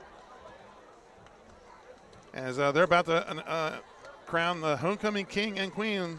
We'll let you enjoy that as well as the Sussex Central Golden Knights band.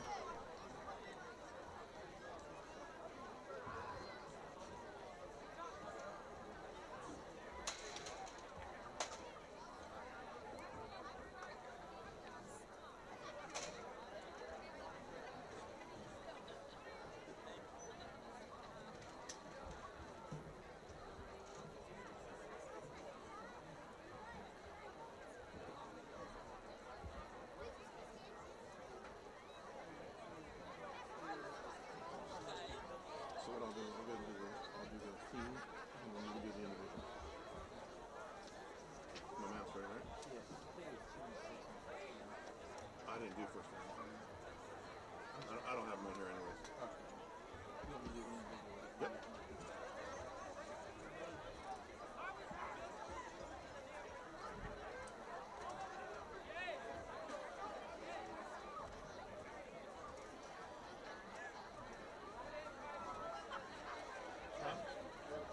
You're awesome, bro.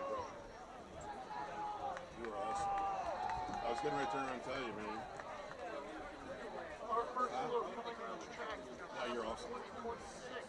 They present to you the red carpet reveal on the board of the Senators. Jousting competition between the Knights and Dover Senators.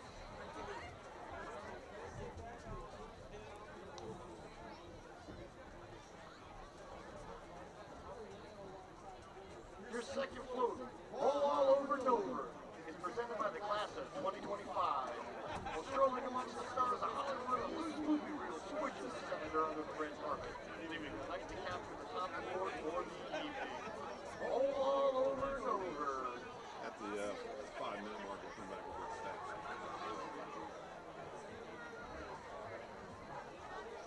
Our third float. Welcome to the War Room at the Castle, where we're impeaching senators tonight.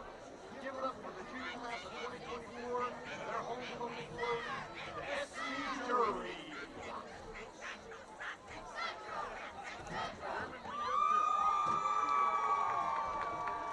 And our final float of the evening, the senior class of 2023. Presents to you the Sussex Central Walk of Fame. The Dover Senators will take it down tonight, Hollywood Mission. The Night Stars will bring home the win, and that's a wrap for the class of 2023. And your winner of the homecoming float, after a very tough judging round, is the Steelers!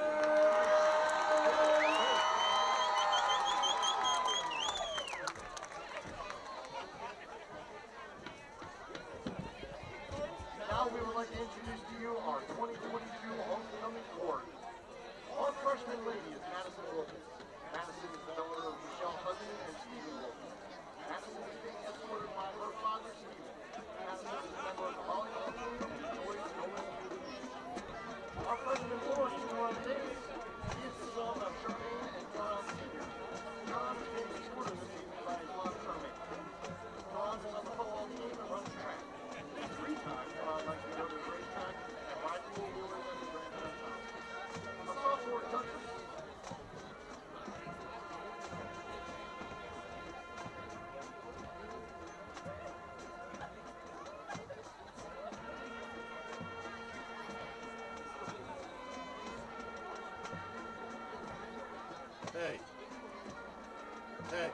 going to stay for the whole game now, right?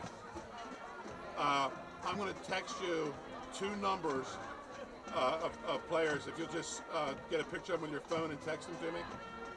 All right? And if you want, if you've got your laptop, the internet. Okay, because the internet up here is smoking. All right, dude. I'll talk to you later.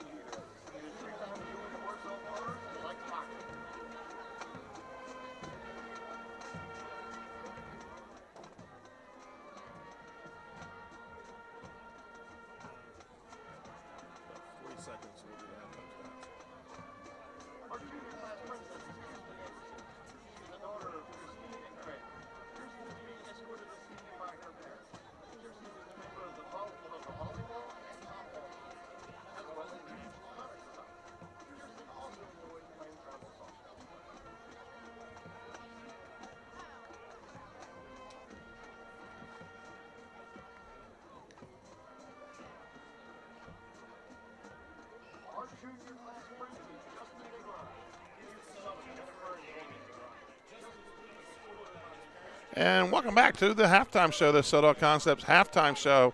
And your halftime stats brought to you by Ace Handyman Services. Nick Peeler in Dover. Nick Peeler is your Ace Handyman. He covers southern Newcastle County, all of Kent County, and Sussex. Call Nick Peeler for your fix-it-up needs, 302-272-5049. Ace Handyman Services, they bring you the halftime stats. And Scott, I think the halftime stats pretty how this game's going. 7-0 Sussex Central on the lone touchdown by P.J. Henry, the 1-yard run late in the first quarter. Dover, 51 yards of total offense, 32 in the air, 19 rushing, and the 1 turnover. And that 1 turnover is key because that set up the Sussex Central touchdown. And for the Golden Knights, 104 yards total, 14 passing, 90 rushing. They also had 1 turnover, but their turnover, in effect, was a punt. So, Scott, how about the individual stats so far for tonight? Yeah, so far for Sussex Central, we have P.J. Henry. He has 1 TD, 9 carries, and 49 yards. Malik Bell, one of the other stalwarts in the Sussex Central backfield, he has 3 carries for 19 yards. On the Dover side, Jaquan Kilby, number 21. I mean, he's averaging 140 yards a game. He only had 8 carries for 43 yards. I would say that Sussex Central has done a really good job of keeping them corralled there. Troy Morris, the senior quarterback, number 12 for Sussex Central, 1 for 4 with 14 yards and an interception. And Nassim Kazmi, number 5, the quarterback for Dover's 2 for 4, 32 yards and an interception. And Andrew Long has a couple of broken up passes. Harmon has an interception. Long also had the big sack to end the quarter. Parker only 2 targets and no receptions for Dover. So he was one of the key to the games. I think they got to go in at halftime, Benny, and say we got to get Parker the ball. We got to get some protection for Nassim. We got to matriculate the ball down the field because of the 2 targets, one was a big pass interference call where they actually picked up a lot of yards. So I think Dover really to get it going, they got to get some protection. And I almost feel like they rolled out Cosme too quick. Then maybe he needs to stay in the pocket and get some protection and get the ball down the field to Parker. Because Parker can get separation. Right. It's a matter of if they can get the ball to him or not. Well, I think the 2 turnovers have been big, Scott, and also the penalties, pretty even. Dover been penalized 6 times for 50 yards. Sussex Central 6 times for 34 yards. It was the big penalty. It was the face mask off the 14-yard pass play, which gave them a first down deep in their into Dover territory. So it's not a matter of the turnovers. It was a good turnover for Sussex Central. It was a bad turnover for Dover. So, folks, we're gonna let you watch the crowning of the king and queen here at Sussex Central High School. I'm Benny Mitchell with Scott Cameron. Ethan Mitchell, our cameraman tonight, and we'll be right back. Get ready for some second half football. Your score at the half: Sussex Central 7, Dover 0.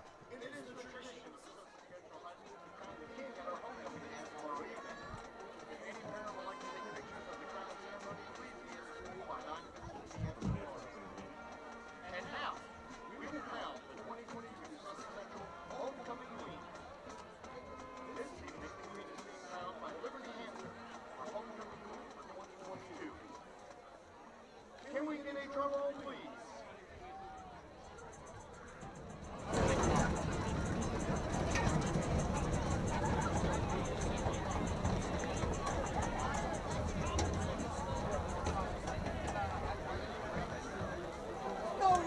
And this year, the winner, your homecoming queen for 2022 is Carissa Jackson! Congratulations, Carissa. Thank you for joining us in our annual homecoming tradition here at Sussex Central High School. We hope to see everyone ever again for our night to honor the Queen and King of the homecoming award. Please, enjoy the second half of tonight's game.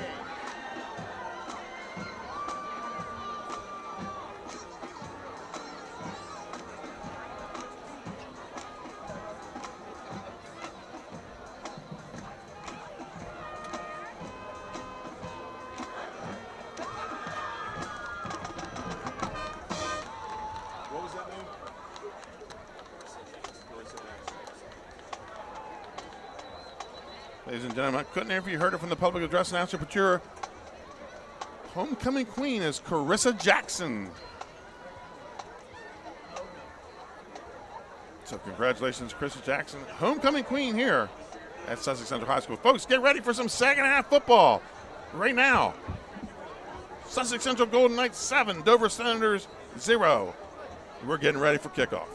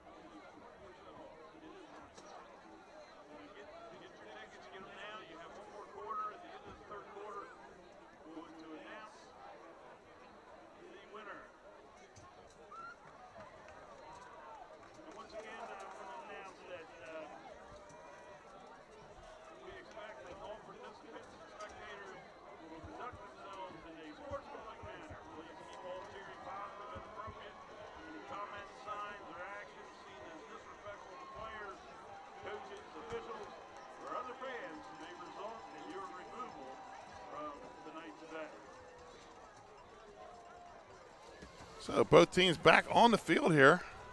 7-0 is your score. Let's go around some out-of-town scores. Number 1, Middletown in a bit of a tussle right now. They trail Slade Zanham 10-7 with 6 minutes to go in the half, Scott. Wow, that's a little bit of a surprise. Yeah. Sally, big rivalry. Sally always plays them tough. Let's go around some other scores. At the half, Cape and Lopin 21, Cesar Rodney 7. setting up a showdown maybe for next week between the Sussex Central Golden Knights and the Vikings of Cape and Lebanon. 36-6 in the second quarter. Smyrna over Mervo Votech. Tatno leads Christiana 48-0.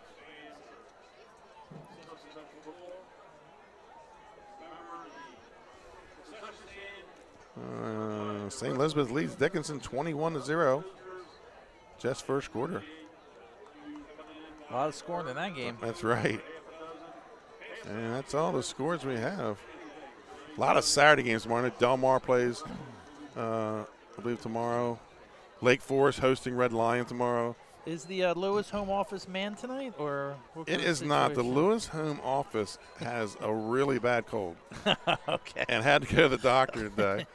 And she asked me if I needed scores, and I said, no, just get some sleep.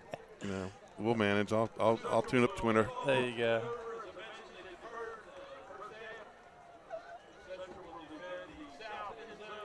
So here we go. Central kicking off in the all royal blue, moving from left to right. Fajaco is your kicker. The Senators will receive, going from right to left in the all white. I like to call them the stormtrooper-like uniforms. Back deep are Parker and number 10, Williams. And ball's kicked deep. And Scotty's done it again, another touchback. I mean, really, that shortens the field for Sussex Central defense when you can get a touchback most of the time. I mean, it helps out defense. Then at least you're not, you know, breaking off 40-yard runs and be battling possibly in plus territory. So we'll see. You know, one of the themes I think at halftime for Dover probably was, you know, Kilby's being bottled up a little bit. How do we get to the ball to some other guys? How do we get the ball to Parker? Let's see what we can create on offense. The Dover offensive line has been doing a pretty good job on run blocking. I think on pass blocking, I think their scheme probably wasn't exactly right. So we'll see if they make some adjustments here. 1st and 10 for the Senators. Pistol formation, and it's going to be Kilby to the right side, and Scott, they gain of 2. And it looks like Henry in on the tackle. Yeah, Henry flying up from his outside linebacker position there and making a play. Carry of 2, or a run of 2 on the carry. It's going to bring up 2nd down and 8. Ball at the Dover 22. Yeah, that's one of the things that makes Henry so versatile, where, you know, he's making tackles in the backfield. He's ripping off long runs. And the Senators break the huddle. Trips to the bottom of the screen. Looks like they only got 2 guys out here. Cosby takes the snap, hands off to Kilby. Kilby puts his head down, picks up 2 or 3 on the play. It looks like they're playing 2 guys man, and then they're hoping the safety shades over to take the 3rd guy. But the middle guy in the trips was wide open, so let's see if they go back. That sometimes they don't make an adjustment quick enough, and you can go right back to the same formation, maybe on the other side or maybe on this side, and get the same kind of matchup there and take advantage of it. 2nd and 5 for the Dover Senators. Excuse me, 3rd and 5 for the Dover Senators. We'll see if the guys up top were paying attention on that last formation. There you go. Yeah, so now they're going trips. No, it's trips, but then they're going to move Parker over in the formation. And they're going to bring another guy with them. So maybe a little confusion here with the Senators. Yeah. I don't think that was right. And throws the out. Oh, who was that? Number 20 on the tackle, number 20 on the catch. That was a big hit by Harmon Scott. We've called his name a lot tonight. Carreras on the catch. Yeah, Harmon and 52 Ivan Neal were out there on that play. But Harmon, he put his shoulder into that one. A gain of 4 on the play. Brings up 4th and 1, and the Senators going to have to punt it, maybe punt it away. Yeah, I mean, that's the play they wanted. I think they wanted it, but I think they meant to have trips, and the other guy just didn't come over because they came over late on that one. And then they ended up being 2-on-2 on the outside instead of 3-on-2.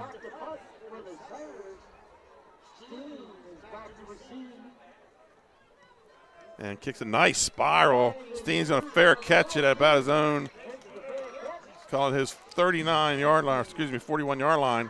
1st and 10 for the Knights. So Scott, good field position here. You're going to start off at your own 41.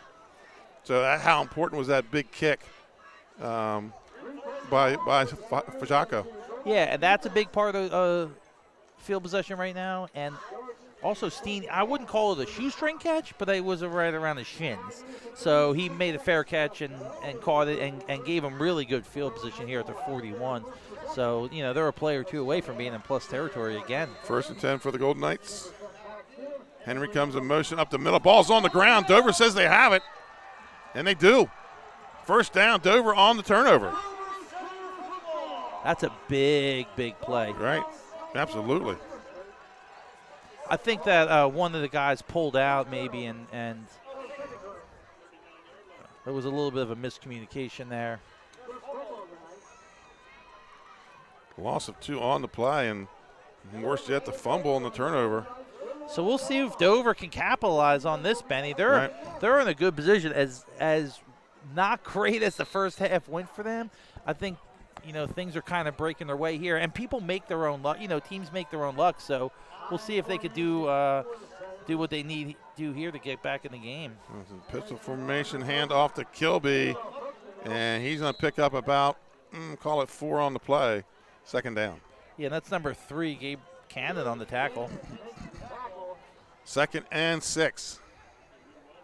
Temperature starting to drop here. Down to about 57 degrees. We had a kickoff at 64.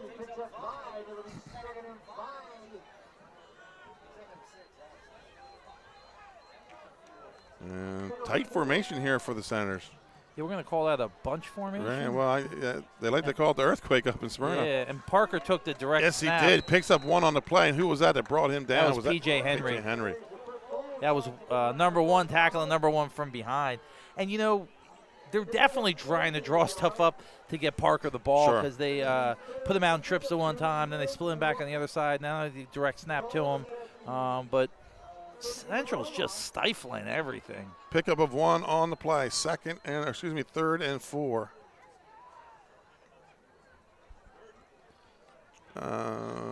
Slot down here to the near side. Tight end on the far side. And it's going to be a draw. Fakes the draw, throws out to Parker, and nowhere to go. Number 52 on the tackle. That's Ivan Neal. Yeah, Ivan Neal. And Ivan Neal plays really good in space, and he stayed home on that one because that was like a little bit of a flare pass. They're just trying to get it to Parker in space. And, you know, you got to get your ball to your playmakers and let them break something. So, I mean, they've tried 3 times here, and he's been bottled up. But I mean, you got to have that feeling with Parker, though. You can't bottle him up forever, though. Right. You know, you can't stop him forever. So I think it's just a numbers game here. 4th and 4 for the Senators. Here comes a blitz off the corner. Gets out there. Incomplete pass. Intended for number 3, Cameron Jones.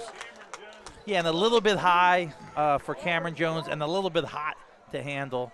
You know, maybe just a little bit less of a touch on that one. He was wide open. That's going to be a turnover on down. Sussex Central ball, 1st and 10 at their own 33-yard line.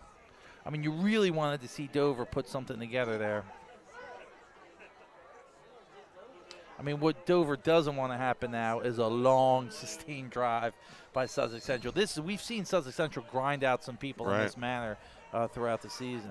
1st and 10 for the Golden Knights. Henry comes in motion, and he's going to take the ball on the buck sweep. Cuts out inside, and he gets it out across the 40 to the 42-yard line.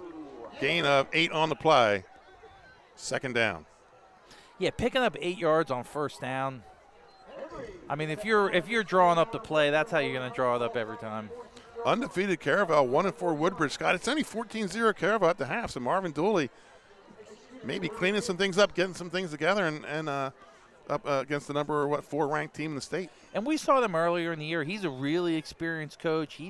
He's got a good staff, and he's got some athletes, and he's got some players. So, like you said, if he can clean some stuff up, they can be in some games. Shields on the carry. Pickup of about 4 on the play, and it's going to be a 1st down for the Golden Knights. And Shields is a guy, if you need tough yards inside, he's the guy you give the ball to. And we talked about it in the pregame. Coach Wells has an abundance of riches at running back. Every year, Scott, he doesn't have running backs. He has a stable. He has a stable of running backs. Every year. You got Malik Bell. You got Long. Yeah, we'll see Malik Bell probably late here, 3rd quarter. You'll see he come in and get some carries. and give Shields a little bit of rest on the offense. 1st and 10 for the Golden Knights. It's going to be Henry again, steps outside, puts the head down, and there's going to be a flag on the play. And that's usually a hold on the buck sweep. Yeah, and Henry can put some punishing yards on those cornerbacks. That's what it's going to be, holding on Sussex Central. Yeah, when you have a punishing runner like that, after a while the cornerbacks start to take a step back a little bit. Right. You know, 3rd, 4th quarter. So we're going to have a let's see where they mark it from. 10 yards, but it was a spot foul, so net of 5 on the penalty. And that's going to be a 1st and 15 for the Golden Knights. Middletown takes the lead, 14-10 with 1:20 left in the first half.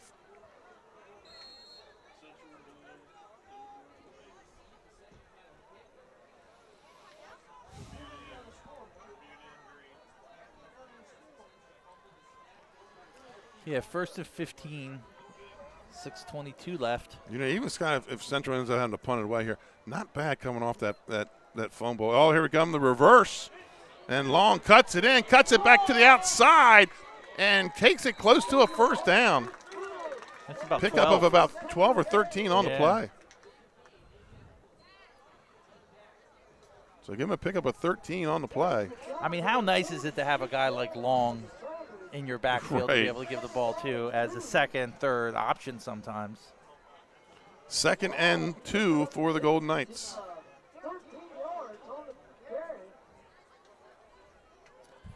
Yeah, and we've said it before, like Wells likes to feed the hot hand too, so it depends on who has the hot hand. Really, Henry's had the bulk of the carries tonight, but Long and Shields are starting to pick up some of the action, and they'll bring Bell in later in the game. I don't know if that was an audible or what.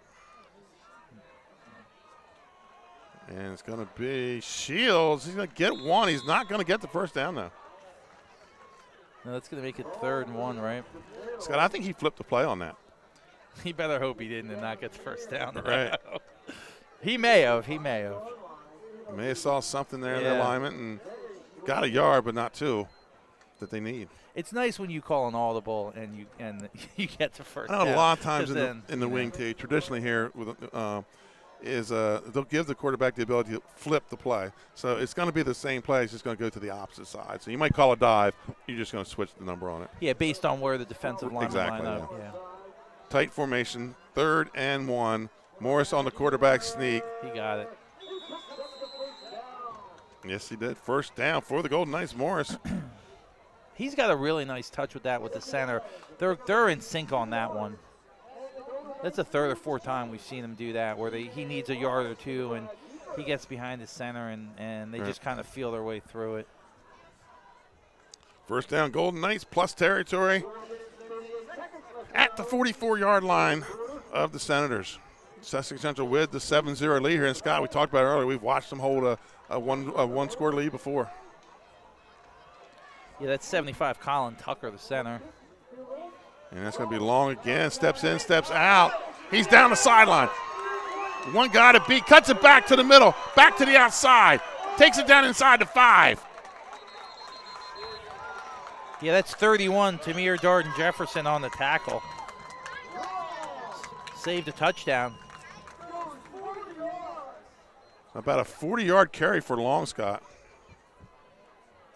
Yeah, and you just felt like Long was going to break one there. Long or Henry was about to break one, and he reversed fields 2 or 3 times, and Jefferson actually made a good play down there on the goal line to save that from a touchdown. We talked about the Sussex Central bats in the pregame, how they're not so much track speed fast, but how shifty they are. Yeah, he got that corner, and there was no contain on the outside, and once he got that corner and turned it up, he was on the sideline. Ball at the 4-yard line. 1st and goal in the Lasher red zone are the Golden Knights. It's barbecue time. Yes, sir. And it's going to be out of the wishbone. That's number 1, Henry. And he's going to be short of the first down, 3-yard carry for Henry. Yeah, and that's Milligan on the stop. We've called his name a lot this game, Benny. Mm-hmm. He's one of their leading tacklers. He's the man in the middle. 2nd and goal for the Knights at the 1-yard line. They're going to call it the 2.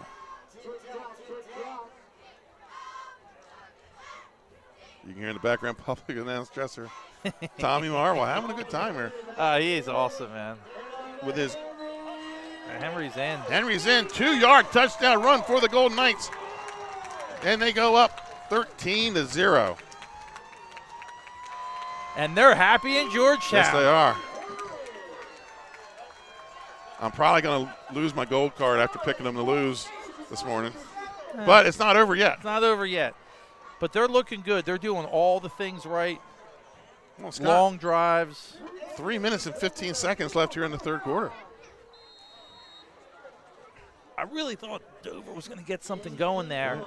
With the short field, yeah. Yeah, with the short field. Snaps good, holds down, kicks up.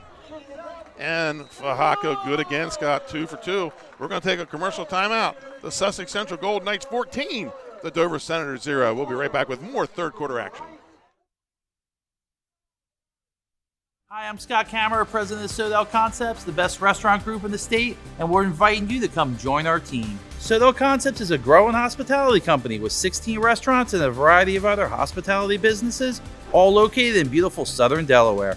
We have recently added many departments to our executive leadership team, including a training department, a property development department, and a construction department. We invite you to come live at the beach and work with a growing restaurant group with many opportunities to advance your career. Sodel Concepts Restaurant Group, come check us out.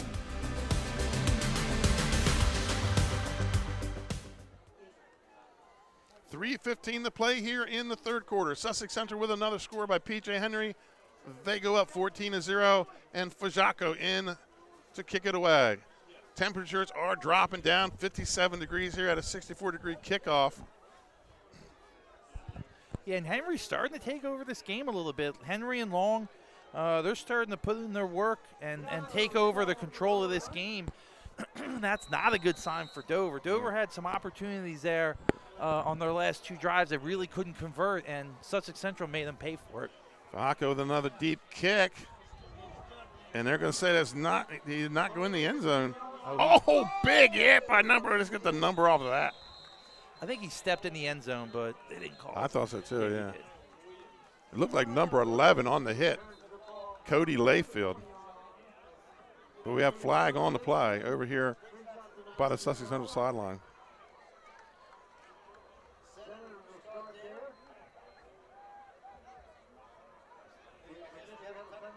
They're going to call holding. It's going to be a hold on the Senators.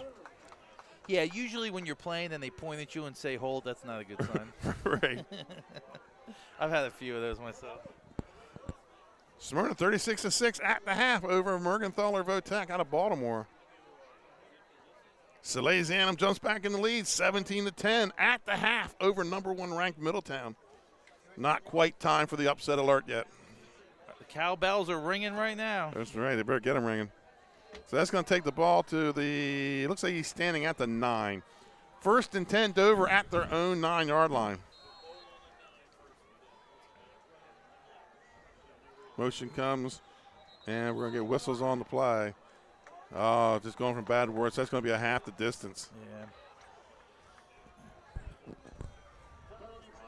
Yeah, and watching the defensive line of Sussex Central, they've had a really good game. Andre Shepard's filling in, playing great on the right end. Actually, that's going to be the full 5, Scott. So 5-yard penalty. That backs them up to 1st and 15. Ball at their own 4. 3:07 to play here in the third quarter. Sussex Central leading 14-0. And it's going to be Krulby has a little trouble, stumble coming out of the backfield. Benny, they're about to call the 50-50. Okay. And we're going to have, it looks like maybe an injury timeout.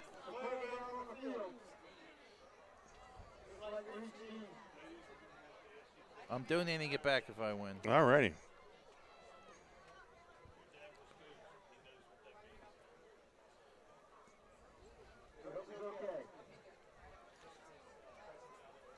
So Steen is down. That's not a good sign. No. Maybe cramped. Hate to speculate. Well, let's see if they do the cramp stretch.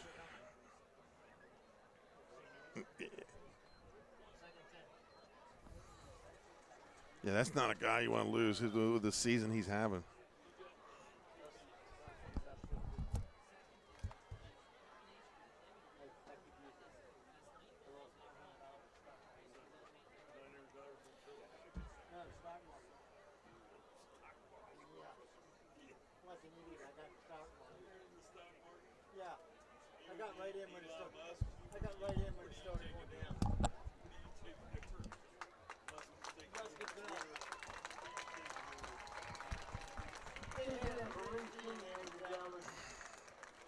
So Reef's team coming off with a little bit of assistance from head coach John Wells and the trainer.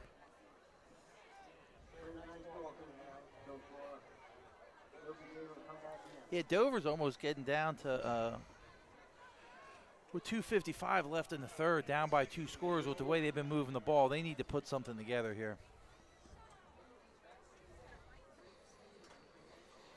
So it's going to be a 2nd and 11, gain of 4 on the play. And Steen, he's putting pressure on both feet, so 2nd and 11 for Dover. Motion comes back to the near side. Cosme looks right, rolls a little bit, throws, and a big hit. I think that's long. Just by the way he hits, you know it's him. Yeah. Parker with the catch.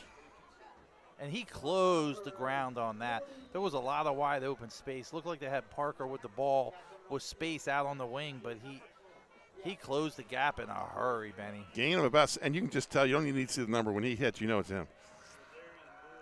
3rd and call it 6 here for And he's really Dover. been shadowing Parker all night and keeping the speedster sophomore.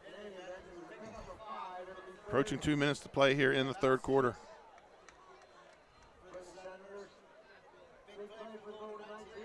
Parker goes motion the other way, and it's going to be Kilby up the middle. He's going to pick up a couple, but they're going to be short of the first down. It's going to bring up 4th and about 3.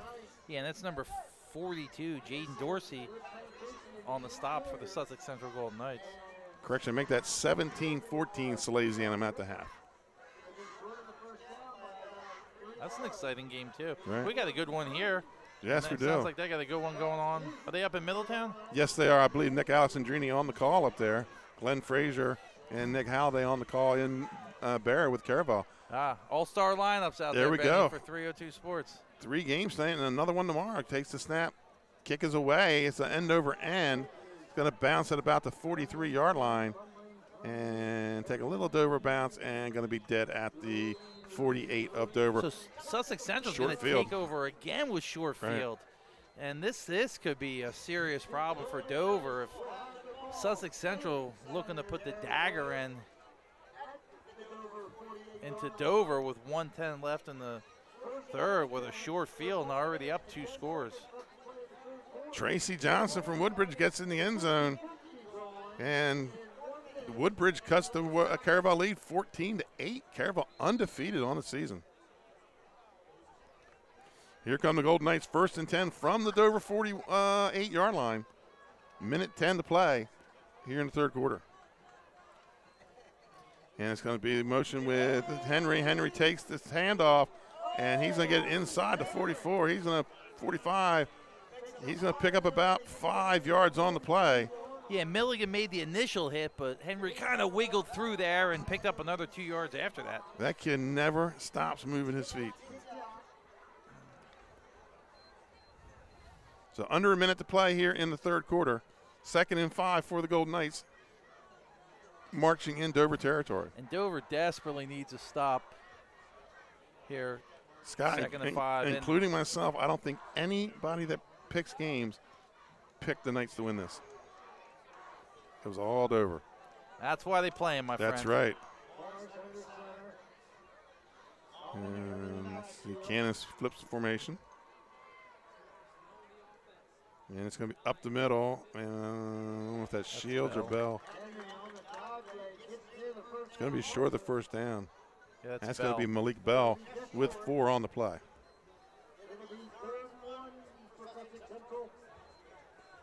Yeah, that was number 88 on the tackle for the Dover Senators, Scott, Jalen Powell. at the end of 3, hit the upset alert. The Sussex Central Golden Knights lead 14-0. We'll be right back after this commercial timeout.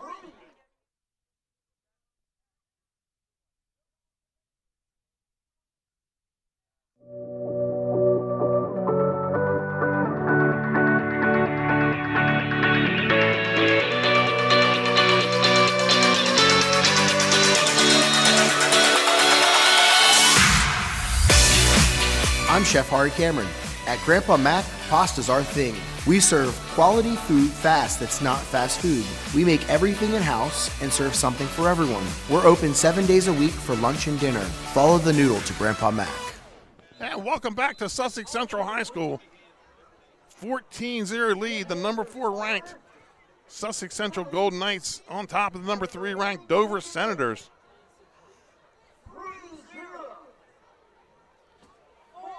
And they're calling out I thought they'd already picked it.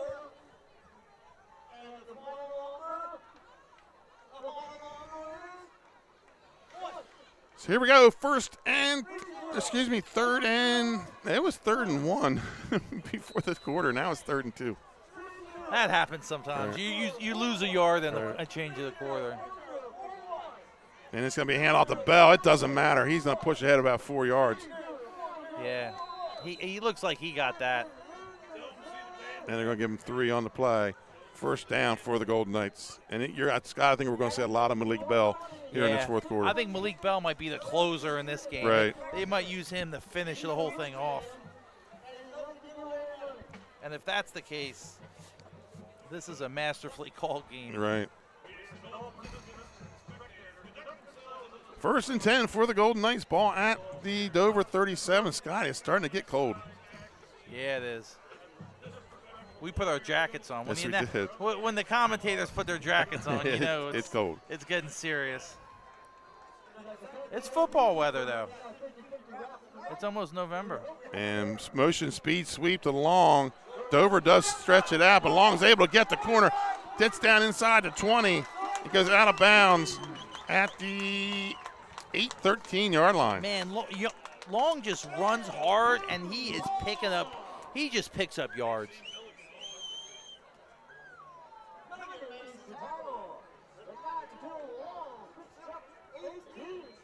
I mean, that's an 18-yard gain on that little sweep. He's getting more dangerous as the game goes on. Right. And really, he set up the last touchdown, the first touchdown that Henry ended up finishing off on a 40-yard run. In this case, he just ripped off another 20. Right. And here comes Henry. Here comes Henry, tucks it back in, gets it down about the 6. We're in the Lasher red zone. And looks like putting that down at the 4-yard line. Yeah, and we talked about it, that this will be a dagger in the heart of the Dover Senators right Pickup here. of 9, Scott.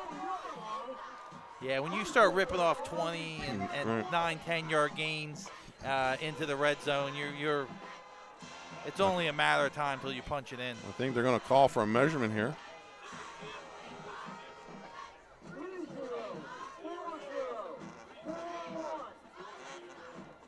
Sussex Central's really impressed us tonight. They have. They did everything they really needed to do. I'm going to have to put my hoodie on backwards to walk out of here tonight. Winning cures all issues, though. That's right. You know, they'll be fine. It's going to be 2nd and inches for the Golden Knights.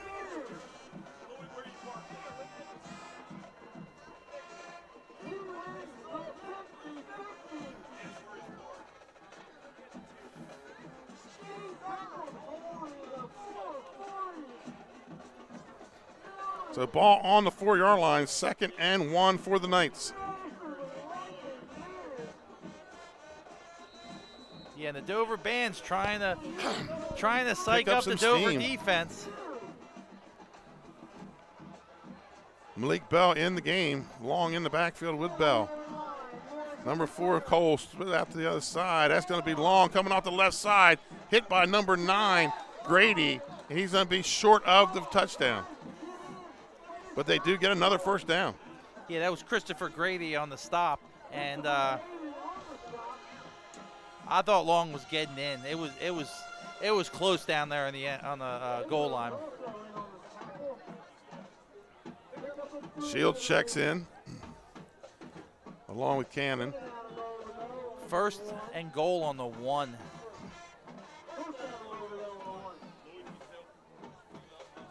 Sussex Central looking to really I would think this is make maybe a statement quarterback sneak or Malik Bell turn. I mean, they've had so much success with Morris running the ball behind his center, number 75, Colin Tucker. Wishbone formation. Oh, he's going to be short. Slipped, cutting on the outside foot. That was long on the carry. And that was number 66, Michael Stevenson, in on the tackle. He's the sophomore from Dover in the backfield. Loss of 1 on the play. And Long slipped a little bit, but that'll happen when Stevenson's in the backfield. Right. He'll do that to you.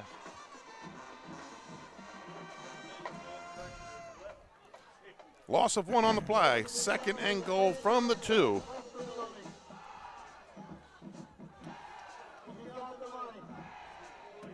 Again, wishbone formation for the Golden Knights.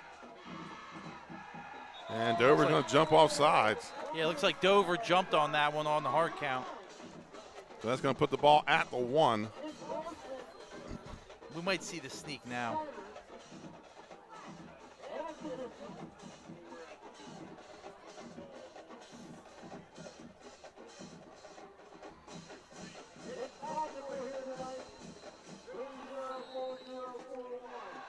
Second and goal from the 1. Morris getting the play from head coach John Wells. The Knights looking to put this one away, Scott. Yeah, and this is a big series here. They're going to go all 4 down, so Dover's going to have to stop them 4 times. I mean, it's a lot to ask right now. Back to the wing T formation. And it's going to be Shields. Touchdown. Yeah, and they're going to give him that. Shields, I think he got it on the 2nd effort. Touchdown. Chris Shields on the 1-yard run. 3 run-yard runs for touchdowns tonight. That's just Sussex Central ground and pound football, Scott. Yeah, and really we were thinking Bell, we were thinking sneak. Right. But can't forget about Shields.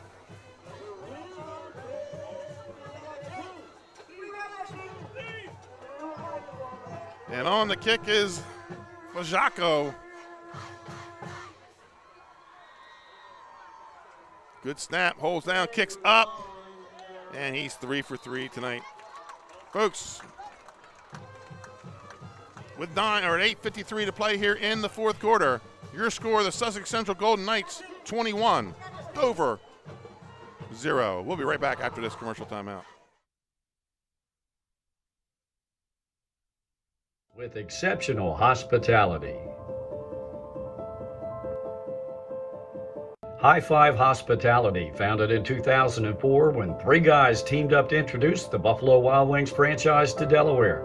To date, they operate 8 Buffalo Wild Wings in Delaware and Maryland. Also the Stone Balloon and Limestone Barbecue. And let's not forget Eggspectation and 5 Jersey Mikes throughout Delaware. High Five Hospitality's mission is to operate 5 brands that serve high-quality products with exceptional hospitality.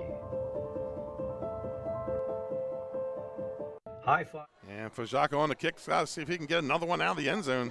2 so far tonight. That was not just his extra points and the 10th field goals, but he puts you in bad positions on offense. Yeah, and I feel like he's been a real difference maker in these Sussex Central games we've seen. I mean, and there's another one he's putting into the end zone. 3 for 3 or 3 for 4 on touchbacks. So it's going to be 1st and 10. And you're seeing him get more confident as the season goes on. Actually, in the first game of the season, Ivan Neal handled the kicking duties. Right. So you're starting to see him really come into his own here.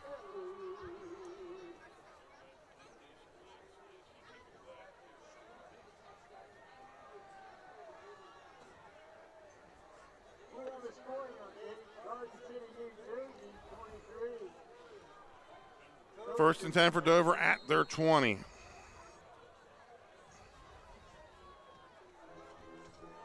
And I think right now, if you're another coach in the AAA, this is your blueprint for stopping Dover. This is going to be Parker coming out of the pistol.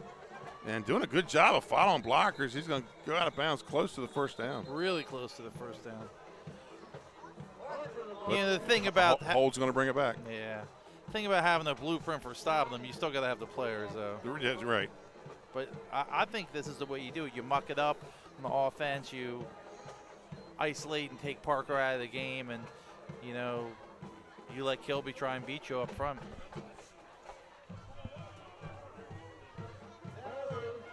Try and hold him under 100 yards. Right. Well, they've done that. So going to be a net loss of about 5 on the play, or on the penalty. So 1st and 15 for the Senators.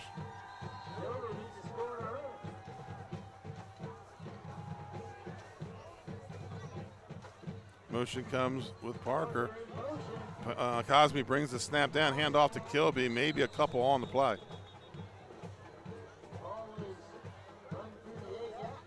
And you got to say, Sussex Central's defensive line really has had a great game. Right. I mean, they've made all the right plays.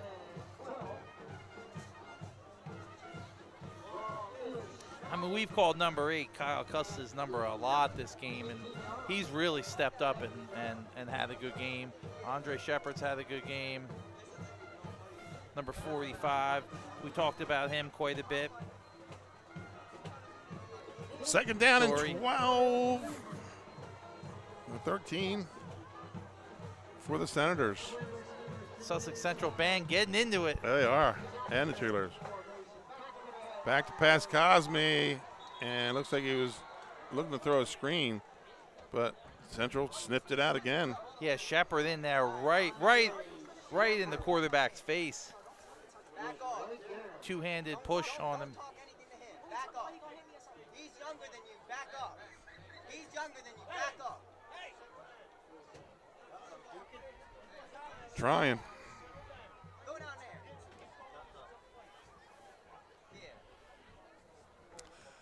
there. 3rd and 13 here for Dover. Some fans breaking up a little spat here in front of the press box.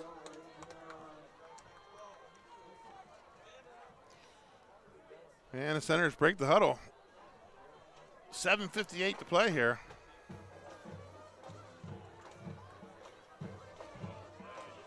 Cosme takes the snap, drops back, looks to his left, has Parker open. Parker catches it, but he's going to be short of the first down. Pickup of about 12. Really great catch by Parker. Flying out of bounds, got his foot down, short of the first down. I mean, 7:51 left, down 21-0. 4th and 2. 4th and 2, so give him a gain of 11 on the play.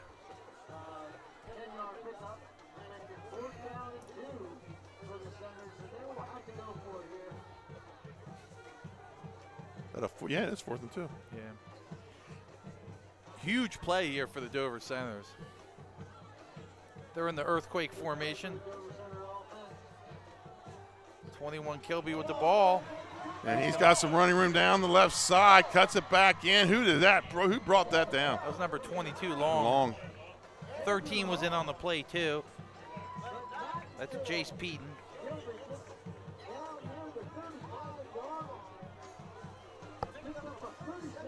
One of the longer runs for... Yeah, 37 yards for Kilby, Nate. Yeah, they had this earthquake formation, and Kilby was actually the up back with Parker in the back of the bunch. Parker taking a direct snap. He's going to go left, and he's going to pick up a chunk. Yeah, and they did a little bit of that to come out and start the second half where they did some direct snaps to Parker, so looks like they're coming back to that a little bit. If he gets the corner, I mean, he's picking up chunks of yards. Central is going to take a timeout here, Scott. And we'll take one with them. Their score is Sussex Central 21, Dover 0. For over 15 years, our company has been building homes in Sussex County, Delaware. We offer a completely comprehensive program for our customers that makes building a new home enjoyable. At Capstone Homes, we have access to lots in our amazing communities or through our realtor partners. Visit with our team of professionals for a completely comprehensive experience. We can handle absolutely every part of building a new home for you and your family. Create your new home. Create a Capstone home. And welcome back to the Castle here in Georgetown, Delaware, home of the Sussex Central Golden Knights. Dover on a drive here. They trail 21-0, but they're facing a second and call it 4. Yeah, and Sussex Central definitely doesn't want Dover to get back in this game. No, you don't want them to score here and even give them a sniff right now. Especially with the playmakers Dover has on their side. And we said it before, they can score in bunches. And quickly. They can strike like lightning. They've been bottled up the whole game. And we're going to get a penalty on the play. Motion. Delay game. Coming off a timeout. That's a 5-yard penalty on the Senators. I thought it was motion, but it was motion. 2 guys in motion.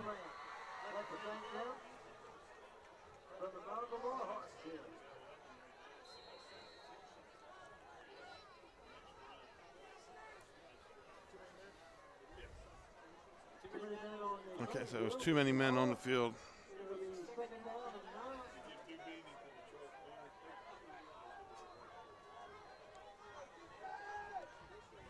Second and 8. Cosme drops back under some pressure, and he's just going to have to throw it away. Yeah, Shepard in again, along with Custis on the. Shepard, I mean, he's filling in for Burdell, and you're not seeing a whole lot of difference here, Scott. I mean, that's when you're deep. We talked about in the pregame, Sussex Central's deep, deep, deep. And that's a sign there when you have a senior defensive end step in and create a ton of havoc. 3rd and 8 here for the Dover Senators. You get it all here. He does public address and he sings. He's a triple threat. Yes, he is. I don't know what the 3rd one is, but we'll find one. Ball at the 35-yard line. This is the most fun I've had in a long time at a football game. It's a pretty incredible atmosphere here.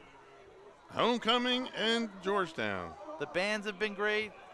Cosme keeps the ball, takes it inside the 30. Big hit goes out of bounds. That's Harmon again with the big hit. Yep. He's had a game, boy. He has. Have a day, young man. Have a day. He's had a great game. To see where they mark him out of bounds. Looks like about the 20. I can't see the ball. Well, where the box is isn't even close to needing a measurement, but I don't think they've spotted it.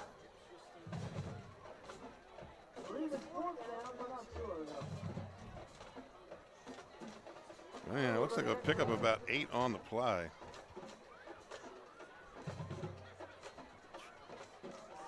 That's considering where the box is on the far side. We can't see the ball. Okay, here it is.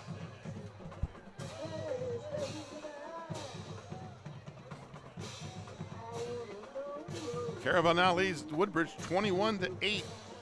10 minutes to play in the game. They're going to be short. Saying about 3 feet, Benny. So they'll make it 4th and maybe half a yard. Right. Well, you got to go for it. You have a choice. It's not even.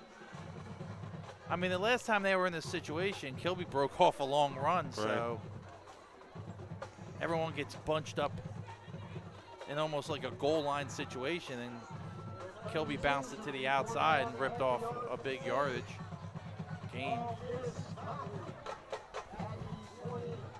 Approaching the 7-minute mark here in the 4th quarter. They're back in that earthquake formation. They got number 50 in the backfield as a blocker. It looks like Connor Ridgway.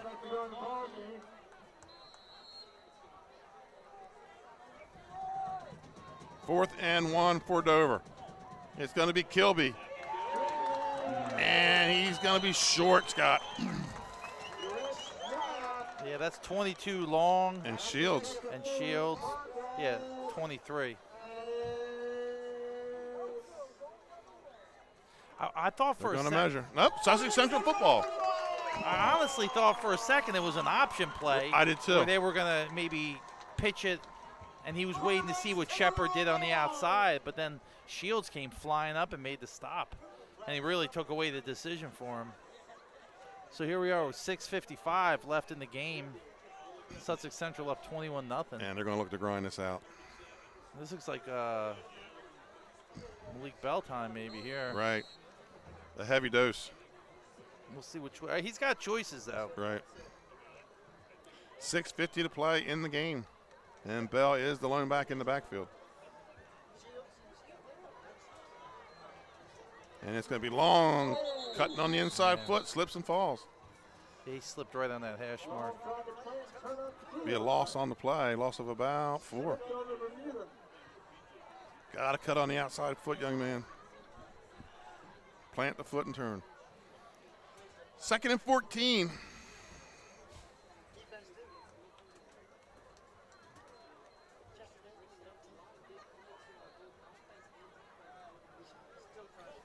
And you're going to see 30 seconds off every one of these here, Scott. They're going to milk this clock down. Yeah, approaching 6 minutes to play. Snap it with 2 seconds left.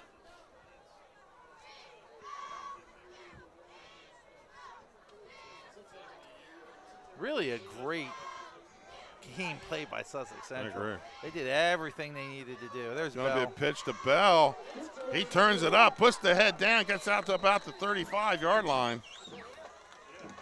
That's number 18 on the tackle for Dover. Jordan Guile. Called his name a lot today. Gain of about 11 on the play for Bell. Brings up 3rd and 3.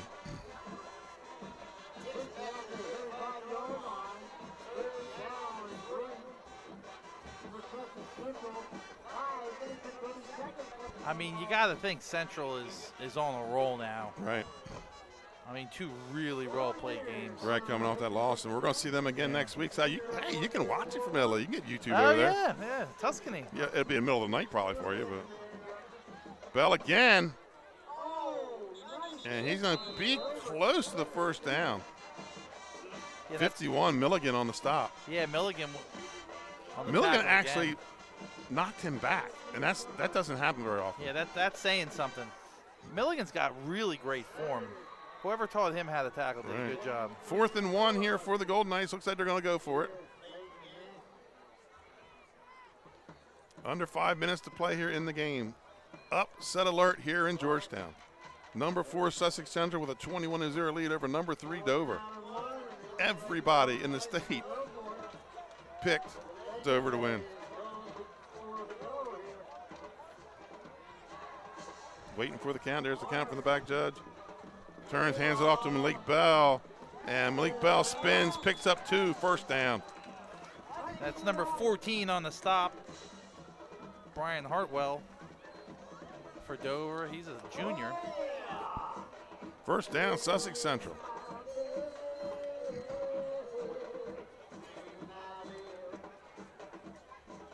Scott, unfortunately, we have a short break after the game, so we don't have Dave Marvel here to add, so we won't have any post-game stats. We'll give them to you with our player of the game, and there will be an article on Delaware Live on Sunday morning. But we will wrap up the game with our 2 awards, the Active Pest Solution Pest of the Game and the Louis Pizza Player of the Game. 1st and 10 for the Golden Knights. And there's going to be a flag on the play. It was long on the carry. No gain. Yeah, Long kind of slipped again on that. I think that middle of the field's getting tore up a little bit. Mm-hmm.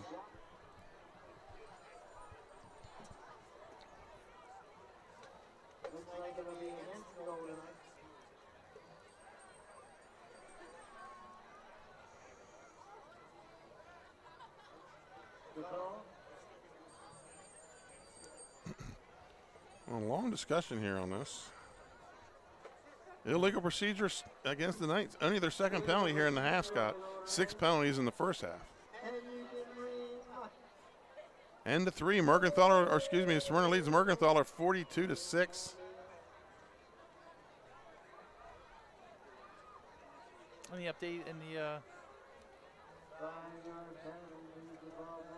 Middletown, Salesiana? That's still 17-14, Salesiana. Keep hitting the refresh.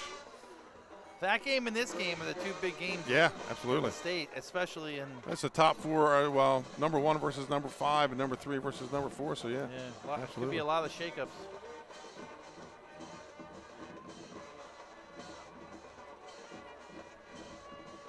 Henry in motion. And he's going to get the ball.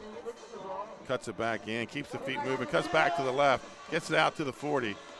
He's going to pick up about 6 on the play. That was number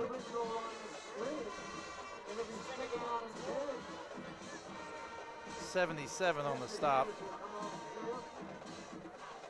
That's Jason Hoskins for Dover. And number 2, that's Tyrone Abrams. Abrams. He had the interception early in the game. So under 3 minutes to play here. Man, they have masterfully eaten up the clock here on this drive. And this is going to set up a big game next week at Cape and Lopen. Big game, homecoming at Cape. 2nd and 9. And it's going to be a keeper by Morris. Steps by the runner, gets it across the 50, first down. Sussex Central 12-yard carry for Morris. Yeah, number 15, Tillman tripped him up, but Morris with a nice gain. Little quarterback keeper, little bootleg, designed run. And that move in the sticks is going to bring it down to 2 minutes. Yeah. It looks like it's going to be a wrap here, folks, as we wind down the game. Sussex Central up. Really a well-designed quarterback sneak. Yeah. Everything flowing that way and came with the blocker out to the other side. They showed that a little earlier, going the opposite direction earlier in the game. Yes, they did. 1st and 10, in plus territory for the Knights.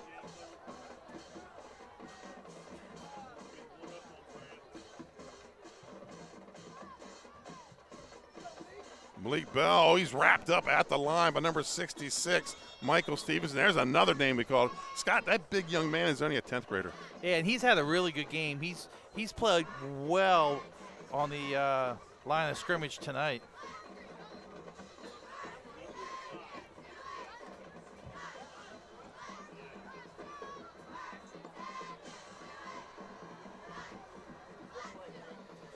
Clock running. Approaching a minute to go here in the game. Upset alert in Georgetown. Number 4, Sussex Central, about to knock off number 3, Dover. Yeah, and really as we look back at this game, Benny, Sussex Central really just did everything right. And it's not that Dover really made a lot of mistakes. They just got bottled up and couldn't get anything going, you know, and Sussex Central defense just did a good job. And victory formation for the Knights. I think they might have to do that one more time. And they tried in the second half to get the ball to Parker, to have Kilby run between tackles. They just really couldn't get anything going. They got stifled every step of the way. And Sussex Central had a lot of long, sustained drives, and they took advantage of some penalties and turnovers right at the right time.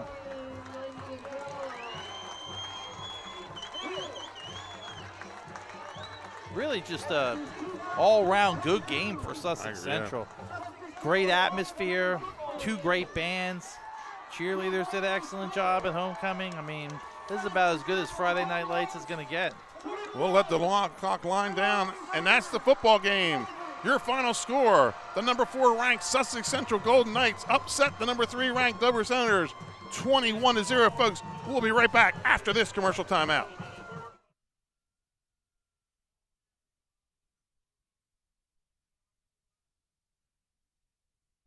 Looking to stay cool this summer? At Barclay Heating and Air, we're dedicated to keeping your home comfortable year-round.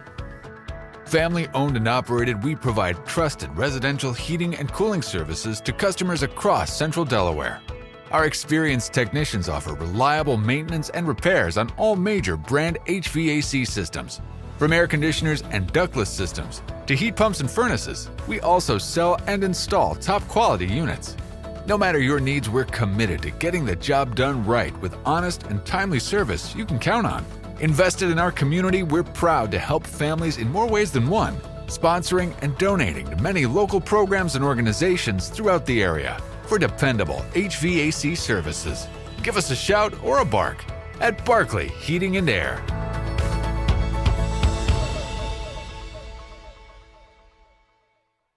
And welcome back to Sussex Central High School. Your final score, the Sussex Central Golden Knights 21, the Dover Senators 0. Scott, Hold on. We got to get the ants on the screen. There they are, the Active Pest Solution pest of the game. Scott, who was the pesty guy? Yeah, and there was a lot of pests tonight, but I think the absolute best choice is William Harmon, number 20 for Sussex Central. He had the big interception when the game was 0-0. He had a lot of big hits, broke up a couple passes. We've seen quite a few games from Sussex Central, but he really, really shined tonight as far as the pest goes, and he went a long way to kind of mucking up the field for the playmakers for the Dover Senators. So our pest of the game, number 20, Sussex Central, William Harmon. Freshman. We'll get him. We'll get his picture up on Twitter later tonight. Congratulations, William Harmon. It's time for the Louis Pizza Player of the Game. Scott, no doubt we decided this in the third quarter. Number 1, P.J. Henry. Again, P.J. Henry doing P.J. Henry things. Yeah, and he had a couple of touchdowns, and he controlled the game inside the tackles. He kept running. He kept his legs moving at all times. I knew that he was going to be the player of the game when he was dragging 2 Dover defenders by his T-shirt, and they were dragging behind him, and he was pumping his legs. So he put a really good game together on both sides of the ball and really showed a lot to us tonight. So he's absolutely Louis' player of the game. He was unofficially 15 carries for 83 yards. Folks, we'll have the story up on Delaware Live. Unfortunately, we don't have Dave Marvel here tonight to total up, and we want to wrap up this thing and get out of here. Tomorrow, it's going to be homecoming at Laurel as the number 1 ranked in Class Single A Bulldogs take on the number 3 ranked Odessa Ducks. The Sodel Concepts pregame show starts at 11:30 with kickoff at noon. Next week, we will be at the beach when Cape and Lipton Vikings, 3-2, host the Sussex Central Golden Knights, now 5-1. Sodel Concepts pregame show starts at 6:35 with kickoff at 7. College football tomorrow. The University of Delaware now 5-1. They're idle. Delaware State will be at Norfolk State. It's going to be the MEAC opener for the Hornets. College game day. I believe they're going back to Tennessee tomorrow, so a lot of college football. Folks, that's a wrap for tonight's Downstate Game of the Week. For Ethan Minshaw, Kristen Mitchell back in Lewis didn't have not much tonight, but a little bit under the weather. She still gets a shout out. Right, Matthew Westcott helped with the setup here tonight, but had to go play a baseball game. And Scott Kammerer, I'm Benny Mitchell. Thank you for watching. Have a safe sports-filled weekend from all of us here at Delaware Live, powered by 302 Sports. Good night, Delaware sports fan. Your final score, Sussex Central 21, Dover 0. The things that matter most happen right in our own backyard.